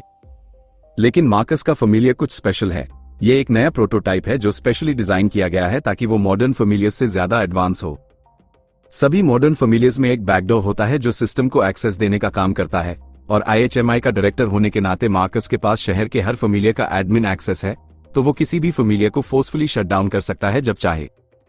इसका मतलब यह है कि कोई भी मार्कस को डिफीट नहीं कर सकता, क्योंकि वो सब फैमिलिया यूजर्स को शट डाउन कर सकता है और किसी भी नॉन फैमिलिया यूजर को कास्टिंग स्पीड में आउट परफॉर्म कर सकता है। और अगर कोई भी उसका सामना नहीं कर सकता, तो इसका मतलब वो दुनिया का सबसे पावरफुल इंसान है। ये बात सच हो सकती है, लेकिन माकिना समझ नहीं पाती कि मार्कस को इतना ऑब्सेस्ड क्यों है स्ट्रॉन्गेस्ट बनने के लिए, क्योंकि इससे उसे कुछ हासिल नहीं होने वाला। लेकिन मार्कस के पास अपने रीजंस हैं। वो नया डेमन लॉर्ड बनना चाहता है, लेकिन वेल्टोल की तरह ब्रूट फोर्स से नहीं। इस इरा में बस इंफॉर्मेशन और टेक्नोलॉजी चाहिए, और अगर तुम इन दोनों चीजों को कंट्रोल करते हो तो तुम दुनिया को कंट्रोल करते हो। लेकिन मार्कस कहते हैं कि उसके लिए दुनिया को पीछे से कंट्रोल करना बहुत बोरिंग है, इसलिए वो दुनिया को उस तरह डोमिनेट करना चाहता है जिस तरह वेल्टोल ने अपने प्राइम में कभी नहीं किया। तभी सेक्रेटरी मार्कस को याद दिलाती है कि उन्होंने मोनोलॉग के लिए कोई वक्त नहीं रखा है और अगले अपॉइंटमेंट के लिए देर हो रही है। मार्कस फैसला करता है कि यहाँ सब कुछ जल्दी निपटा दिया जाए। अब वक्त आ गया है कि माकिना इमॉर्टल फर्नेस का फ्यूल बन जाए। जब तक वेल्टोल और टाकाहाशी वापस घर लौटते हैं, वो देखते हैं कि पूरा जगह तबाह हो चुका है और माकिना का कोई निशान नहीं है। बस एक जला हुआ गेम कंट्रोलर बचा है और वेल्टोल पूरी तरह डेवस्टेटेड है, क्योंकि माकिना वो इंसान थी जो उसे इस दुनिया में सबसे ज्यादा प्यारी थी। वेल्टोल ग्रीफ में बिल्कुल जोन्ड आउट हो जाता है, तो टाकाहाशी उसे पूछती है कि क्या वो ठीक है। ये सुनकर वेल्टोल वापस रियलिटी में आता है और कहता है कि सिर्फ यहाँ खड़े रहने से कुछ सॉल्व नहीं होगा। वेल्टोल पूछता है कि क्या यहाँ हुआ उसके बारे में कोई इन्फॉर्मेशन है। सोशल मीडिया रिपोर्ट्स के मुताबिक लोग स्पेक्यूलेट कर रहे हैं कि यहाँ किसी तरह का एक्सप्लोजन हुआ होगा, लेकिन डिटेल्स अनक्लियर हैं, तो सही इन्फॉर्मेशन का पता लगाना मुश्किल है। वेल्टोल सोचता है काश कोई तरीका होता कि वो एटलीस्ट ये जान सकता कि माकिना अब कहाँ है।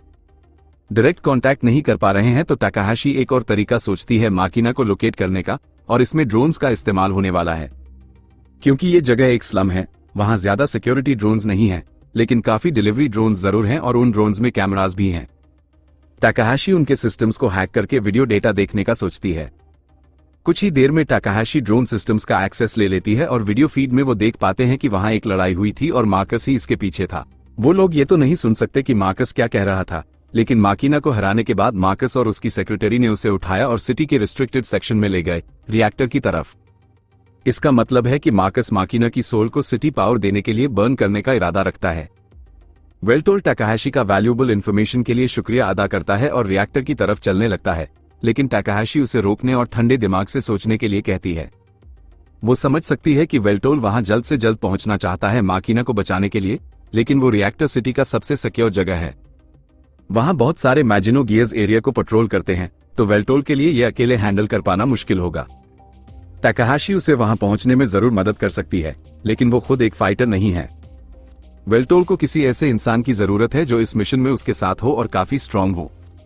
वेल्टोल के पास अब इस इरा में कोई एलाइज नहीं है, लेकिन एक इंसान है जो इस रेस्क्यू ऑपरेशन के लिए परफेक्ट हो सकता है। बाद में वेल्टोल ग्राहम से मिलने जाता है और पहले तो ग्राहम उसे कोई लेना देना नहीं रखना चाहता, लेकिन जब वो देखता है कि प्राउड वेल्टोल उसके सामने झुककर उसे मदद मांग रहा है, तो वो कम से कम उसकी बात सुनने के लिए तैयार हो जाता है। वेल्टोल उसे सब कुछ बताता है जो उसने सिटीज ईथर रिएक्टर के बारे में पता किया था, और ग्राहम को हमेशा से शक था कि कुछ गड़बड़ हो रही है वहां पर। अब जब उसे सच्चाई का पता चलता है तो वो इस प्रोजेक्ट के घिनौने नेचर से बिल्कुल शॉक में आ जाता है। वेल्टोल उसे प्ली करता है कि वो उसकी मदद करे रिएक्टर पे अटैक करने में, क्योंकि उसे पता है कि अभी के हालत में वो माकिना को नहीं बचा सकता। लेकिन ग्राहम ज्यादा सिंपैथी दिखाने के बजाय अनॉयड लगता है। वो याद दिलाता है कि वेल्टोल के सबॉर्डिनेट्स ने ग्राहम के परिवार को मार डाला था। वेल्टोल ने खुद कितने वॉर्स किए और लाखों लोगों की जान ली, और अब वो अपने स्वॉन एनिमी के सामने बस एक इमॉर्टल औरत की जिंदगी बचाने के लिए झुक रहा है। ग्राहम को ये बिल्कुल शेमलेस लगता है। ग्राहम को ये भी पसंद नहीं कि ये सिटी इनोसेंट लोगों की डेथ्स पर बनी है, लेकिन साथ ही साथ ये रिएक्टर इस सिटी का हार्ट है। अगर वो वेल्टोल की मदद करने के लिए एग्री करता है और इस रिएक्टर को डिस्ट्रॉय करने में उसका साथ देता है, तो पूरी सिटी डार्कनेस में डूब जाएगी और लाखों लोगों की जिंदगियां बर्बाद हो जाएंगी। वो वेल्टोल से पूछता है कि क्या वो सिर्फ एक इंसान को बचाने के लिए बाकी सबकी जिंदगी खत्म कर देगा। वेल्टोल इस पर हंस के जवाब देता है कि मेरा प्लान इतना शॉर्ट साइटेड नहीं है। वो कोई बेवकूफ नहीं है, उसने अपने एक्शंस के कॉन्सिक्वेंसेस के बारे में सोचा है, और इसी वजह से उसका इरादा यह है कि वो माकिना और इस सिटी के प्रॉब्लम्स दोनों को फिक्स करना चाहता है। लेकिन फिलहाल उसके पास ना तो पावर है और ना ही सपोर्ट, तो उसके पास कोई और चारा नहीं बचा कि वो अपने पुराने दुश्मन के सामने मदद मांगे। वेल्टोल के कॉन्फिडेंट शब्दों ने ग्राहम को कन्विंस कर दिया और वो दोबारा वही पुराना हीरो बनने के लिए एक बार फिर उठने का फैसला करता है। लेकिन ग्राहम ये बात बिल्कुल क्लियर करता है कि वो ये सब वेल्टोल की मदद के लिए नहीं कर रहा है, और उसने अब तक वेल्टोल के सालों पहले किए गए जुल्म को माफ नहीं किया। लेकिन एक किडनैप्ड औरत है जिसका सोल जलाया जाने वाला है, तो वो टेम्पररी जस्टिस के लिए टीम अप करने के लिए राजी हो जाता है। हालांकि उसके लिए डेमन लॉर्ड के साथ मिलकर काम करना थोड़ा अजीब लगता है। थोड़ी देर बाद टाकाहाशी एक रास्ता ढूंढ लेती है जिससे वो दोनों रिएक्टर में बिना रिस्ट्रिक्टेड एरिया से गुजरे पहुंच सकते हैं। वो उन्हें एक हिडन एंट्रेंस तक ले जाती है जो अपेरेंटली रिएक्टर के कंस्ट्रक्शन के टाइम मटेरियल्स ट्रांसपोर्ट करने के लिए यूज होता था। लेकिन ये पाथ भले ही रिएक्टर तक ले जाए, वेल्टोल कहता है कि मेज जैसा ये रास्ता क्लियर करने का वक्त उनके पास नहीं है। दूसरी तरफ ग्राहम कहता है कि ये मेज क्लियर करना उसके लिए बच्चों का खेल है, क्योंकि वो ऐसे कई बार पहले भी कर चुका है। ग्राहम एक स्पेल कास्ट करता है जिसे वो ऑटो मैपिंग कहता है, और कुछ ही सेकंड्स में उसके हाथ में मेज का एक डिटेल्ड मैप बनने लगता है। वेल्टोल ने पहले कभी ऐसा स्पेल नहीं देखा, तो ग्राहम एक्सप्लेन करता है कि ये एक यूनिक स्पेल है जो उसने एडवेंचरर के रूप में डेवलप किया था। ये सुनकर वेल्टोल को गुस्सा आ जाता है, क्योंकि उसने अपने टाइम में ये डंजन्स बनाने में बहुत मेहनत की थी और ग्राहम बस चीटिंग करते हुए सब पार करते निकल गया। वेल्टोल ग्राहम को अक्यूज करता है कि उसमें एडवेंचरर की प्राइड नहीं है, लेकिन ग्राहम कहता है कि एक एडवेंचरर की प्राइड का इससे कुछ लेना देना नहीं है, क्योंकि उसका गोल हमेशा डंजन्स को जल्दी क्लियर करना था, और इसलिए उसे वेल्टोल के ट्रैप्स और ट्रिक्स वेस्ट होने का कुछ फर्क नहीं पड़ता था। टाकाहाशी उनके आर्ग्यूमेंट से तंग आ चुकी है, तो वो चिल्लाते हुए कहती है कि चुप हो जाएं दोनों और मिशन को सीरियसली लें, क्योंकि उन्हें माकिना को रेस्क्यू करना है। ये सुनकर दोनों रियलाइज करते हैं कि वो काफी चाइल्डिश बिहेव कर रहे थे, तो दोनों टाकाहाशी से माफी मांगते हैं और प्रॉमिस करते हैं कि वो अब टास्क पर फोकस रखेंगे। कुछ देर बाद ग्राहम मैप कंप्लीट कर लेता है और इस मैप के साथ वो मेज से बिना भटके निकल सकेंगे। वेल्टोल ग्राहम से पूछता है कि क्या वो शो है कि मैप पर भरोसा किया जा सकता है। ग्राहम कंफर्म करता है और बताता है कि उसका मैपिंग मैजिक ट्रैप्स और एनिमीज को भी डिटेक्ट कर सकता है, लेकिन ये मेज में सिक्योरिटी मेजर्स नहीं लग रहे हैं, तो उनके लिए फास्टेस्ट रास्ता लेना ठीक रहेगा। जब वो दोनों रिएक्टर की तरफ बढ़ने लगते हैं तो वेल्टोल टाकाहाशी को दोबारा माफी मांगने के लिए कॉल करता है अपने पहले वाले आउटबर्स्ट के लिए। टाकाहाशी अभी भी थोड़ी पिस्ट है, लेकिन अगर वेल्टोल अब से फोकस में रहेगा तो वो इस बात को इग्नोर करने के लिए तैयार है। वेल्टोल उससे पूछता है कि उसका प्लान अब तक कैसा चल रहा है, तो वो कहती है कि वो स्टेडी प्रोग्रेस कर रही है, लेकिन जो वो कर रही है उसमें टाइम लगेगा, तो वो शो नहीं है कि वो उस वक्त तक रेडी हो पाएगी जब तक वो दोनों रिएक्टर रूम तक पहुंचते हैं। अगर उसे और वक्त चाहिए हुआ तो वेल्टोल और ग्राहम को एनिमीज को बिजी रखना पड़ेगा कुछ वक्त तक, और वेल्टोल ये बात समझ जाता है। जैसे जैसे वो नीचे डिसेंड करते हैं, एम्बिएंट ईथर और ज्यादा डेंस होता जा रहा है और टाकाहाशी के साथ कम्युनिकेशन चॉपी हो रही है। तो डिस्कनेक्ट होने से पहले टाकाहाशी कहती है कि वो प्रिपरेशंस कंप्लीट कर देगी। वेल्टोल एक गहरी सांस लेता है अपने आगे के चैलेंजेस के लिए और ग्राहम कमेंट करता है कि वो देख सकता है कि वेल्टोल अब पहले से ज्यादा स्ट्रांग हो गया है। लेकिन वेल्टोल को समझ नहीं आता कि वो क्या कह रहा है, क्योंकि उसके अकॉर्डिंग वो अपनी प्राइम स्ट्रेंथ से अभी बहुत दूर है। पर ग्राहम ये कहना चाह रहा था कि वेल्टोल अपने स्वॉन एनिमी के सामने सिर्फ अपने सबऑर्डिनेट को बचाने के लिए झुक गया, जबकि पुराना वेल्टोल तो माकिना को जलते हुए छोड़ देता पर किसी के सामने नहीं झुकता। ये दिखाता है कि वेल्टोल का कैरेक्टर स्ट्रेंथ अब पहले से भी ज्यादा है, और अगर उस वक्त वो ऐसा होता जब उनका लास्ट फाइट हुआ था तो शायद उस वक्त का रिजल्ट कुछ और ही होता। जैसे ही लिफ्ट अपने डेस्टिनेशन पर पहुंचती है, वेल्टोल और ग्राहम का सामना मार्कस की सेक्रेटरी से होता है जो उनके आने का इंतजार कर रही थी, क्योंकि मार्कस को पता था कि वेल्टोल आखिर आएगा। इस बीच माकिना फर्नेस रूम में है, उसके हाथ बंधे हुए हैं और मार्कस उसके सामने खड़ा है। मार्कस पूछता है, तुम इतनी दुखी क्यों हो जब तुम्हें अपने एक पुराने दोस्त से मिलने का मौका मिला है? माकिना गुस्से से चिल्लाती है, एक गद्दार को मुझे अपना दोस्त कहने का कोई हक नहीं है। मार्कस उसकी बात को नजरअंदाज करता है और कहता है, जब वेल्टोल वापस जिंदा हुआ मैंने कुछ जासूस भेजे उसके बारे में और पता लगाने के लिए, पर मुझे बहुत अच्छा लगा ये जानकर कि तुम भी जिंदा हो। फिर वो माकिना को बताता है, तुम इस वक्त इमॉर्टल फर्नेस के सामने हो। ये एक रिचुअल मैजिक यूज करता है जो इमॉर्टल्स के सोल्स को ईथर एनर्जी में बदल देता है, और उसी ईथर एनर्जी से पूरे शहर को पावर मिलता है। माकिना एक मोमेंट के लिए समझने की कोशिश करती है, लेकिन फिर उसका गुस्सा फट पड़ता है। उसके बाल लाल हो जाते हैं और वो अपनी हथकड़ी के बावजूद अपनी खतरनाक मैजिक पावर रिलीज करती है, लेकिन मार्कस एक बैरियर के साथ उसकी पावर को ब्लॉक कर देता है। मार्कस शांति से कहता है, इमॉर्टल्स मर नहीं सकते, चाहे उनका शरीर खत्म क्यों ना हो जाए, लेकिन ये मशीन उनका सोल ही डिस्ट्रॉय कर देती है। इसका मतलब है एक बार जो इसमें डाला गया वो हमेशा के लिए खत्म हो जाता है। फिर वो एक शॉकिंग बात रिवील करता है, पहला इमॉर्टल जो मैंने इस फर्नेस में डाला था वो और कोई नहीं, जेनल था। हाँ, जेनल, जो 6 डार्क पियर्स में से एक था। माकिना ये सुनकर शॉक और तो और बहुत गुस्सा भी हो जाती है। वो कसम खाती है, चाहे कुछ भी हो जाए मैं तुम्हें मार कर रहूंगी मार्कस। लेकिन मार्कस मजाक उड़ाते हुए कहता है, तुम्हें ऐसा मौका तो कभी नहीं मिलने वाला, क्योंकि तुम्हें तो इस शहर की बिजली के लिए भट्टी के कोयले की तरह इस्तेमाल किया जाने वाला है। एंट्रेंस पर सेक्रेटरी कीनो, वेल्टोल और ग्राहम को रोके खड़ी है। वो हंसते हुए कहती है, मैंने कभी नहीं सोचा था कि डेमन लॉर्ड वेल्टोल यहाँ आएगा, और वो भी एक हीरो के साथ टीम बना के। ग्राहम वेल्टोल से कहता है, तुम अंदर जाओ, मैं इसे रोकता हूँ। वैसे मैंने काफी दिनों से लड़ाई नहीं की है, लेकिन एक औरत जिसे घर में खाना पकाना चाहिए उसको संभालना इतना भी मुश्किल नहीं होगा। वेल्टोल उसे मजाक करते हुए कहता है, इस बेवकूफाना सोच के साथ ओवर कॉन्फिडेंट मत हो जाओ, क्योंकि कीनो की तलवारबाजी जेनल के लेवल की है। ये सुन के ग्राहम कॉन्फिडेंटली कहता है, अगर ऐसा है तब तो ये तो मेरे लिए पक्का बच्चों का खेल होगा। ग्राहम जेनल की तलवारबाजी की काफी इज्जत करता है, पर जेनल को हराना मेरे लिए मुश्किल की बात नहीं है। उसने अपनी जंग लगी हुई तलवार निकाली ही थी कि कीनो गुस्से में बोलती है, अगर ऐसी बात है तो। तुरंत कीनो लाइटनिंग फास्ट मूव करते हुए ग्राहम के पीछे आती है और एक ही मोशन में अपनी स्वॉर्ड के साथ अटैक कर देती है। ग्राहम उसका अटैक ब्लॉक कर लेता है और वेल्टोल इसे एक मौका समझकर अंदर की तरफ भाग जाता है। कीनो उसका पीछा करने की कोशिश करती है, लेकिन ग्राहम उसके सामने आकर अपनी स्वॉर्ड घुमाकर उसे रोक देता है। वेल्टोल उसे चिल्लाते हुए कहता है, इस फाइट में मरना मत, और कोने से जंप कर जाता है। कीनो ग्राहम को कॉन्फिडेंटली बोलती है, तुम्हारा जमाना कब का खत्म हो चुका है और अब मैं तुम्हें भी तुम्हारे जमाने की कहानी बना दूंगी। फिर वो एक स्पेल एक्टिवेट करती है जो एक तरह से डोमेन एक्सपेंशन की तरह लगता है। लाइट के फ्लैश से ग्राहम टेम्पररी ब्लाइंड हो जाता है।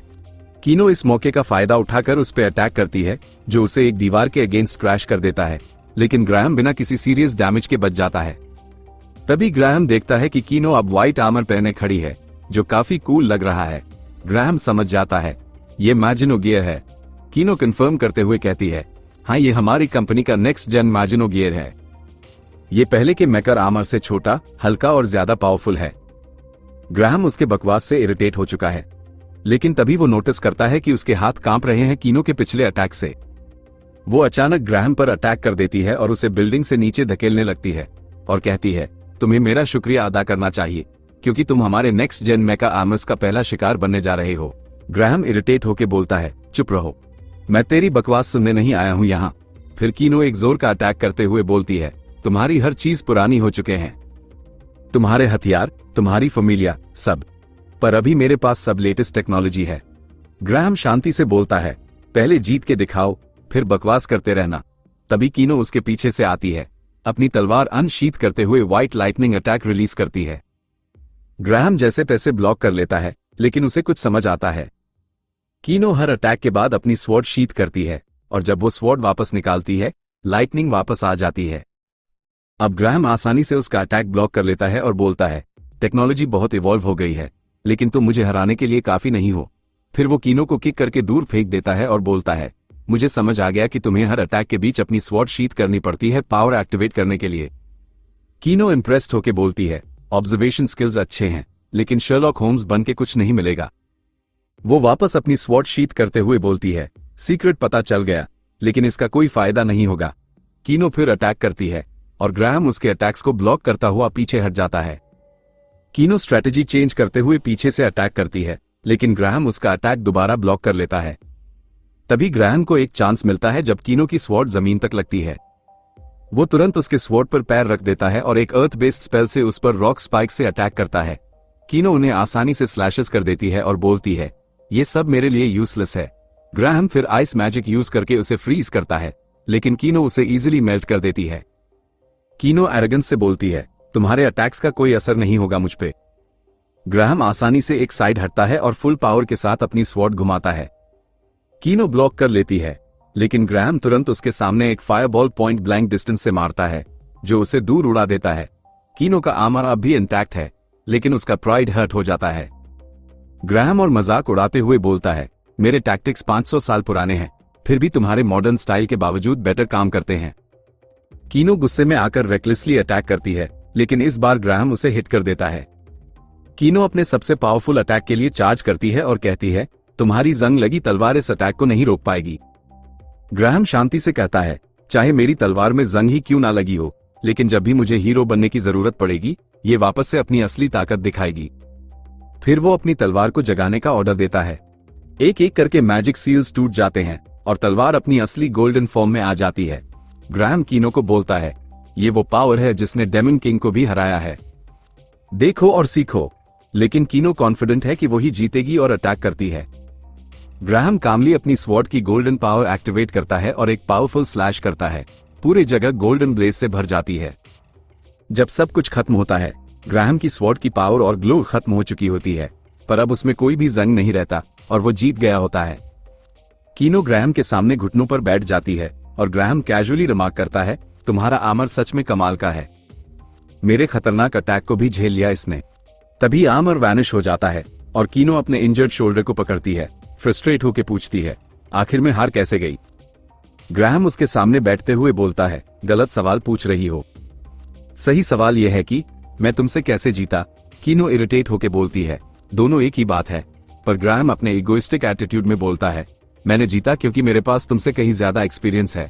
फिर वो कैजुअली बोलता है, बहुत दिनों बाद दोबारा हीरो बन के अच्छा लग रहा है। कीनो इरिटेट होकर बोलती है, तुम्हें नीचे जाके वेल्टोल की मदद नहीं करनी चाहिए क्या? ग्राहम कॉन्फिडेंटली बोलता है, चिंता मत करो, वेल्टोल खुद जीत जाएगा।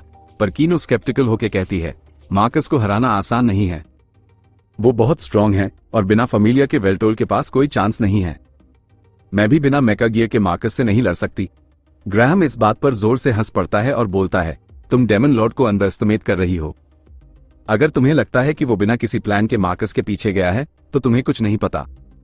तभी उसे याद आता है कि शायद वो दुनिया का इकलौता इंसान है जिसने वेल्टोल का ट्रम्प कार्ड देखा है। अगर मार्कस उसे देखेगा तो शायद उसका डायपर भर जाएगा और वो एक छोटे बच्चे की तरह रोने लगेगा। कीनो कंफ्यूज होकर बोलती है, तुम क्या कह रहे हो? ग्राहम कॉन्फिडेंटली गारंटी करता है, वेल्टोल फाइट जीत जाएगा। कीनो अनसैटिस्फाइड फील करती है और पूछती है, तुम मुझे मारने का प्लान नहीं कर रहे क्या? ग्राहम कैजुअली बोलता है, इसकी जरूरत नहीं है। तुम अभी मुझसे फाइट करने के हालत में नहीं हो और मेरा काम सिर्फ तुम्हें रोकना था ताकि वेल्टोल अपनी बंदी के पास पहुंच सके। तभी अचानक कोई उन दोनों पर ऊपर से अटैक होता है। ग्राहम टाइम पे रिएक्ट करता है और एक मैजिक बैरियर क्रिएट करके खुद को और कीनो को प्रोटेक्ट कर लेता है। जब अटैकर्स नीचे आते हैं तो कीनो शॉक्ड हो जाती है ये देख के कि ये तो मेका गियर्स हैं, वो भी उनके ही कंपनी के। ग्राहम क्विकली समझ जाता है ये लोग हमें दोनों को खत्म करने आए हैं। वो उठता है और बोलता है, चलो लगता है एक बार फिर हीरो बनने का टाइम आ गया है। फर्नेस रूम में मार्कस माकिना का गला दबा रहा होता है, फर्नेस के बिल्कुल पास। वो बोलता है, बस तुम्हें नीचे गिराना है और फर्नेस अपना काम कर लेगा। तुम एनर्जी में बदल जाओगी इस शहर के लिए। वो माकिना को फर्नेस में गिरा देता है। माकिना नीचे गिरते हुए सोचती है, मुझे वेल्टोल से कभी ये कहने का मौका नहीं मिला कि आई लव हिम। तभी अचानक एक डार्क मास ऊपर से आता है और उसे बचाने के लिए जकड़ लेता है। माकिना अपनी आंखें खोलती है और देखती है कि वो वेल्टोल के बाहों में है। वेल्टोल उसे प्यार से कहता है, चिंता मत करो, मैं यहाँ आ गया हूँ, अब तुम्हें कुछ नहीं होगा। वेल्टोल माकिना को एक कॉर्नर में रखकर जेंटली बोलता है, मैं इस सब को जल्दी खत्म करता हूँ, फिर हम लोग वापस चलेंगे। फिर वो मार्कस की तरफ मुड़ता है। मार्कस सार्कास्टिकली बोलता है, मैंने तुम्हारे स्ट्रीम्स देखे हैं, तुम्हारे सब्सक्राइबर्स तुम्हें पावर देते हैं, है ना? वेल्टोल कामली उससे पूछता है, क्या तुम्हारे पास कोई जस्टिफिकेशन है माकिना और बाकी इमोर्टल्स पर अटैक करने के लिए? मार्कस इस बात को मजाक समझता है और कुछ भी सीरियस जवाब नहीं देता। वेल्टोल एक और सवाल करता है, क्या तुम फिर से मेरी आर्मी में वापस आना चाहते हो मेरा साथ देने के लिए? मार्कस गुस्से में आ जाता है और कहता है, मैं दोबारा कभी भी तुम्हारे अंडर और काम नहीं करना चाहता। वेल्टोल आराम से अपनी डार्क स्वॉर्ड निकालता है और बोलता है, बस मुझे और कुछ नहीं पूछना। लेकिन मार्कस अपने ब्लड सॉर्ड्स समन करके पहला अटैक करता है। वेल्टोल उन सारे ब्लड सॉर्ड्स को ब्लॉक कर देता है, लेकिन मार्कस उन्हें ब्लास्ट कर देता है। मार्कस एक और तलवार समन करता है और वेल्टोल से क्लोज कॉम्बैट करने के लिए रेडी हो जाता है। जैसे ही स्मोक क्लियर होता है, वेल्टोल स्मोक से निकलता है और अपनी फिजिकल स्ट्रेंथ, जो मैजिक के थ्रू एनहांस की गई थी, यूज करता है और मार्कस को पीछे धकेलने की कोशिश करता है। मार्कस समझ जाता है कि वेल्टोल ने पहले ही अपने स्ट्रेंथनिंग स्पेल को एक्टिवेट कर दिया है, जो वो कैंसिल नहीं कर सकता अपनी फैमिलियर से। फिर भी मार्कस अपनी सुपीरियर स्ट्रेंथ से वेल्टोल को घुटनों पर गिरा देता है। रैपिड अटैक्स के साथ मार्कस स्पीड बढ़ाता है, लेकिन वेल्टोल उसका ट्रेजेक्टरी पता करके उसकी स्वॉर्ड तोड़ देता है। वेल्टोल एक प्रिसाइज थ्रस्ट मार्कस के गले पर करता है और मार्कस का सिर उड़ा देता है। खून तुरंत हर जगह बिखर जाता है, पर मार्कस का सिर तुरंत रिजेनरेट हो जाता है। मार्कस बोलता है, अच्छा ट्राई था, पर मुझे पता था तुम मेरी फैमिलियर को टारगेट करोगे। वो कॉन्फिडेंटली बोलता है, तुम मुझे बिना फैमिलियर के कभी नहीं हरा सकते। फिर वो अपनी ब्लड मैजिक से एक्सप्लोजन्स क्रिएट करता है, जिससे वेल्टोल अपने दोनों हाथ खो देता है। एक फाइनल पावरफुल ब्लास्ट के बाद डेमन लॉर्ड वेल्टोल अनकॉन्शियस हो जाता है और घुटनों पर गिर जाता है।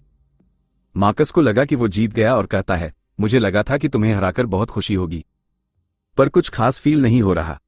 फिर वो माकिना की तरफ बढ़ता है, जो वेल्टोल की हार देखकर शॉक में है। तभी माकिना कुछ अजीब देखती है। मार्कस शॉक से पीछे मुड़ता है और देखता है कि वेल्टोल फिर से अपने पैरों पर खड़ा हो गया है। एक डार्क ऑरा उसके आसपास एमिनेट हो रही होती है। वेल्टोल कामली बोलता है, इस दुनिया में तुम दूसरे इंसान हो जो मुझे ये फॉरबिडन पावर यूज करने पर मजबूर किया है। वो मार्कस को एक फाइनल चांस देता है, क्या तुम वापस मेरी आर्मी में आना चाहते हो? मैं तुम्हारे सारे क्राइम्स माफ कर दूंगा। मार्कस अपनी डर को छुपाते हुए कहता है, तुम झूठ बोल रहे हो, तुम्हारा जमाना खत्म हो चुका है, ये जमाना अब मेरा है। मार्कस डिक्लेयर करता है, तुम्हें हरा के मैं इस दुनिया का इकलौता इमॉर्टल बचूंगा और एक असली डेमन किंग बनूंगा। वेल्टोल ठंडा सांस लेके बोलता है, ठीक है, तुमने अपनी चॉइस क्लियर कर दी, अब तुम सुकून से मर सकते हो। मार्कस एक और ब्लड सॉर्ड से अटैक करने की कोशिश करता है, पर उसकी मैजिक फेल हो जाती है। वेल्टोल और ज्यादा पावर रिलीज करता है, जो मार्कस को पीछे धकेल देती है। वेल्टोल हंसते हुए बोलता है, आज तुम्हें मेरी ये सेकंड फॉर्म देखने का मौका मिल रहा है, जो अब तक सिर्फ ग्राहम ने देखा है। तभी वेल्टोल के बैक से ह्यूज स्पाइन्स निकलते हैं और मसल्स उनके अराउंड बनने लगते हैं। वो एक ह्यूज मॉन्स्टर में ट्रांसफॉर्म हो जाता है। सिटी के अंदर टाकाहाशी अपने हिस्से की तैयारी कंप्लीट कर चुकी होती है। वो एक प्रोटेक्टिव बैरियर क्रिएट करती है और सिटी के सारे स्क्रीन्स को हैक करके उन्हें वेल्टोल के स्ट्रीम्स के वीडियो पर स्विच कर देती है। लोग क्यूरियस हो जाते हैं, आखिर ये मिस्टीरियस और हैंडसम आदमी कौन है। कुछ लोग पहचान जाते हैं, अरे ये तो वही बेवकूफ गेमर है जो अपने आप को डेमन लॉर्ड कहता है। हमें पता चलता है कि ट्रेन के सफर के दौरान वेल्टोल ने उसे बोला था उसके पब्लिक डिवोशन को मैक्सिमाइज करने के लिए। तब टाकाहाशी कंफ्यूज थी, लेकिन अब उसने अपना काम पूरा दिमाग लगा के कंप्लीट कर लिया है। वेल्टोल ने उसे बोला था, जो चाहे सोचो, बस मेरा पॉपुलैरिटी बढ़ जाना चाहिए। टाकाहाशी खुश हो जाती है ये सोचकर कि उसे अपने पूरी टैलेंट यूज करने का मौका मिलेगा, बिना किसी की फिक्र किए। टाकाहाशी के एफर्ट्स के बाद पूरे शहर के स्क्रीन्स पर वेल्टोल का चेहरा छा जाता है। लोग अब मजबूरन उसकी तरफ ध्यान देना शुरू करते हैं और धीरे धीरे उसकी पावर ग्रो करने लगती है। मीनवाइल फर्नेस के अंदर वेल्टोल अपने डार्क ककून से बाहर निकलता है, अपनी खतरनाक सेकंड फॉर्म में, जो एक ड्रैगन मॉन्स्टर के जैसे दिखता है। ये देख के मार्कस की लिटरली फट जाती है और पैंट गीली हो जाती है। वो डर के बोलता है, ये क्या हो रहा है। वेल्टोल शांति से उससे पूछता है, क्या तुमने कभी सोचा था मेरा कैसल मैंने अंडरग्राउंड में ही क्यों बनाया था, और मैंने हीरो ग्राहम से लड़ाई के लिए कैसल के सबसे नीचे वाले फ्लोर को ही क्यों चुना था। वो समझाता है, ये सब इसलिए किया था ताकि मैं अपनी ये फॉर्म लेकर उसका सामना कर सकूं। वेल्टोल फिर बताता है, मैं ये फॉर्म तभी ले सकता हूं जब मेरे फॉलोअर्स का विश्वास मेरे साथ हो, तभी मुझे अर्थ से हाई डेंसिटी ईथर मिलता है। फिर वो मार्कस को प्रोवोक करता है, तुमने गलती तब की थी जब तुमने मुझे रिवाइव होने के दिन ही खत्म नहीं किया था। अब और ज्यादा डरो मुझसे, क्योंकि तुम्हारा डर मेरी पावर और ज्यादा बढ़ाता है। मार्कस गुस्से से चिल्लाता है, चुप रहो। मार्कस फिर बोलता है, हीरो ने तुम्हें 500 साल पहले हरा दिया था और अब तुम फिर से हारोगे। वो एक ब्लड स्वॉर्ड समन करने की कोशिश करता है, लेकिन उसकी मैजिक सर्कल्स गायब हो जाती हैं। मार्कस पैनिक करता है, ये क्या हो रहा है। वेल्टोल मुस्कुराते हुए कहता है, जो तुम दूसरों की मैजिक कैंसिल करते हो वही अब तुम्हारे साथ हो रहा है। मार्कस फिर समझता है कि वेल्टोल बिना किसी स्टेप के डायरेक्टली मैजिक कास्ट कर रहा है, मतलब उसकी स्पेल कास्टिंग फेमिलियर से भी एडवांस है। मार्कस बिलीव नहीं कर पाता, लेकिन वेल्टोल कॉन्फिडेंटली बोलता है, मेरी सेकंड फॉर्म में मेरी एबिलिटीज बहुत बढ़ जाती हैं। मैंने फेमिलियर की पावर्स कॉपी करके उन्हें इंप्रूव किया और अब मैं सिर्फ सोचकर मैजिक कास्ट कर सकता हूं। मार्कस फिर से ब्लड स्वॉर्ड समन करने की कोशिश करता है, लेकिन सब बेकार हो जाता है। वेल्टोल फिर मार्कस के फेमिलियर को हैक कर लेता है। मार्कस गुस्से में बकवास करने लग जाता है, पर वेल्टोल उसके मुंह के अंदर एक ब्लास्ट कर देता है। फिर वो विंड मैजिक से मार्कस को काट देता है, फिर उस पर फायर मैजिक और फाइनली आइस मैजिक का यूज करता है। मार्कस आइस में फ्रीज हो जाता है और वेल्टोल अपनी तलवार से उसे तोड़ देता है। मार्कस फिर भी रिकवर करता है, लेकिन वेल्टोल का अगला पनिशमेंट और खतरनाक होता है। वो मैजिक से क्रीपी पपेट्स समन करता है जो मार्कस को घेर लेते हैं। मार्कस चिल्लाता है, रोक दो ये सब। वेल्टोल हंस के बोलता है कि असल में कोई पपेट्स वहां है ही नहीं। जो तुम देख रहे हो वो एक इल्यूजन है जो मैंने डायरेक्टली तुम्हारे माइंड में डाला है by hacking your familiar. Marcus disbelief में बोलता है, एडवांस फेमिलियर को हैक करना इम्पॉसिबल है, पर वेल्टोल प्राउडली कहता है, ये ट्रिक मैंने टाकाहाशी से सीखा है। इल्यूजन्स मार्कस को और कॉर्नर करते हैं। डर के मारे वो भीख मांगने लग जाता है, मैं तुम्हारा लॉयल सर्वेंट बनूंगा, प्लीज इन्हें रोको। पर वेल्टोल शांति से बोलता है, अभी बहुत देर हो चुकी है। मैं तुमसे 2 बार पूछ चुका हूं, अब तुम्हें और कोई मौका नहीं मिलने वाला दोबारा। फिर वो मार्कस को स्टैब करता है और उसे फर्नेस की तरफ ले जाता है। मार्कस घबरा के पूछता है, क्या तुम मुझे मारना चाहते हो। वेल्टोल गुस्से से बोलता है, हाँ, तुम्हें फर्नेस को फीड करूंगा ताकि ये शहर थोड़ी देर और चल सके। मार्कस डरते हुए चिल्लाता है, तुम इतने जालिम कैसे हो सकते हो। वेल्टोल हंसते हुए बोलता है, मैं डेमन लॉर्ड हूं, जालिम होना मेरा काम है। मार्कस एक डेस्परेट कोशिश करता है। वो अपने स्वॉर्ड पर हाथ काट के अपना ब्लड वेल्टोल पर फेंकता है, लेकिन उसका कोई असर नहीं होता। वेल्टोल हंसते हुए बोलता है, बेवकूफ। फिर वो मार्कस को तलवार के ब्लेड पर स्लाइड करता है और उसे फर्नेस में फेंक देता है। मार्कस मैजिक लिक्विड के पूल में डिसॉल्व हो जाता है और वो फर्नेस और ईथर एनर्जी में मिल जाता है। वेल्टोल अपनी नॉर्मल फॉर्म में वापस आ जाता है और माकिना से पूछता है, क्या तुम मुझे मेरी सेकंड फॉर्म में देख के डर गई हो। माकिना उसकी तारीफ करते हुए बोलती है, तुम बिल्कुल वैसे ही डरावने लग रहे थे जैसे एग्जैक्टली एक डेमन लॉर्ड को होना चाहिए। वो वेल्टोल का शुक्रिया करती है, तुमने मुझे बचा लिया। वेल्टोल माकिना की तरफ चलते हुए सॉफ्टली बोलता है, मैं ये सिर्फ इसलिए कर सका क्योंकि तुम्हें मैं खोना नहीं चाहता था। वो रियलाइज करता है कि वो इतना डेस्परेट क्यों था जब माकिना को ले जाया गया था। जेंटली वो उसका चेहरा छूता है। माकिना इमोशनल होकर टाइटली वेल्टोल को हग करती है। वेल्टोल सॉफ्टली बोलता है, मैं तुमसे प्यार करता हूँ। माकिना खुश हो जाती है और रिप्लाई में कहती है, मैं भी तुमसे बहुत प्यार करती हूँ। ये था एपिसोड 7 का एंड। सब्सक्राइब कीजिए ताकि नेक्स्ट पार्ट मिस ना हो।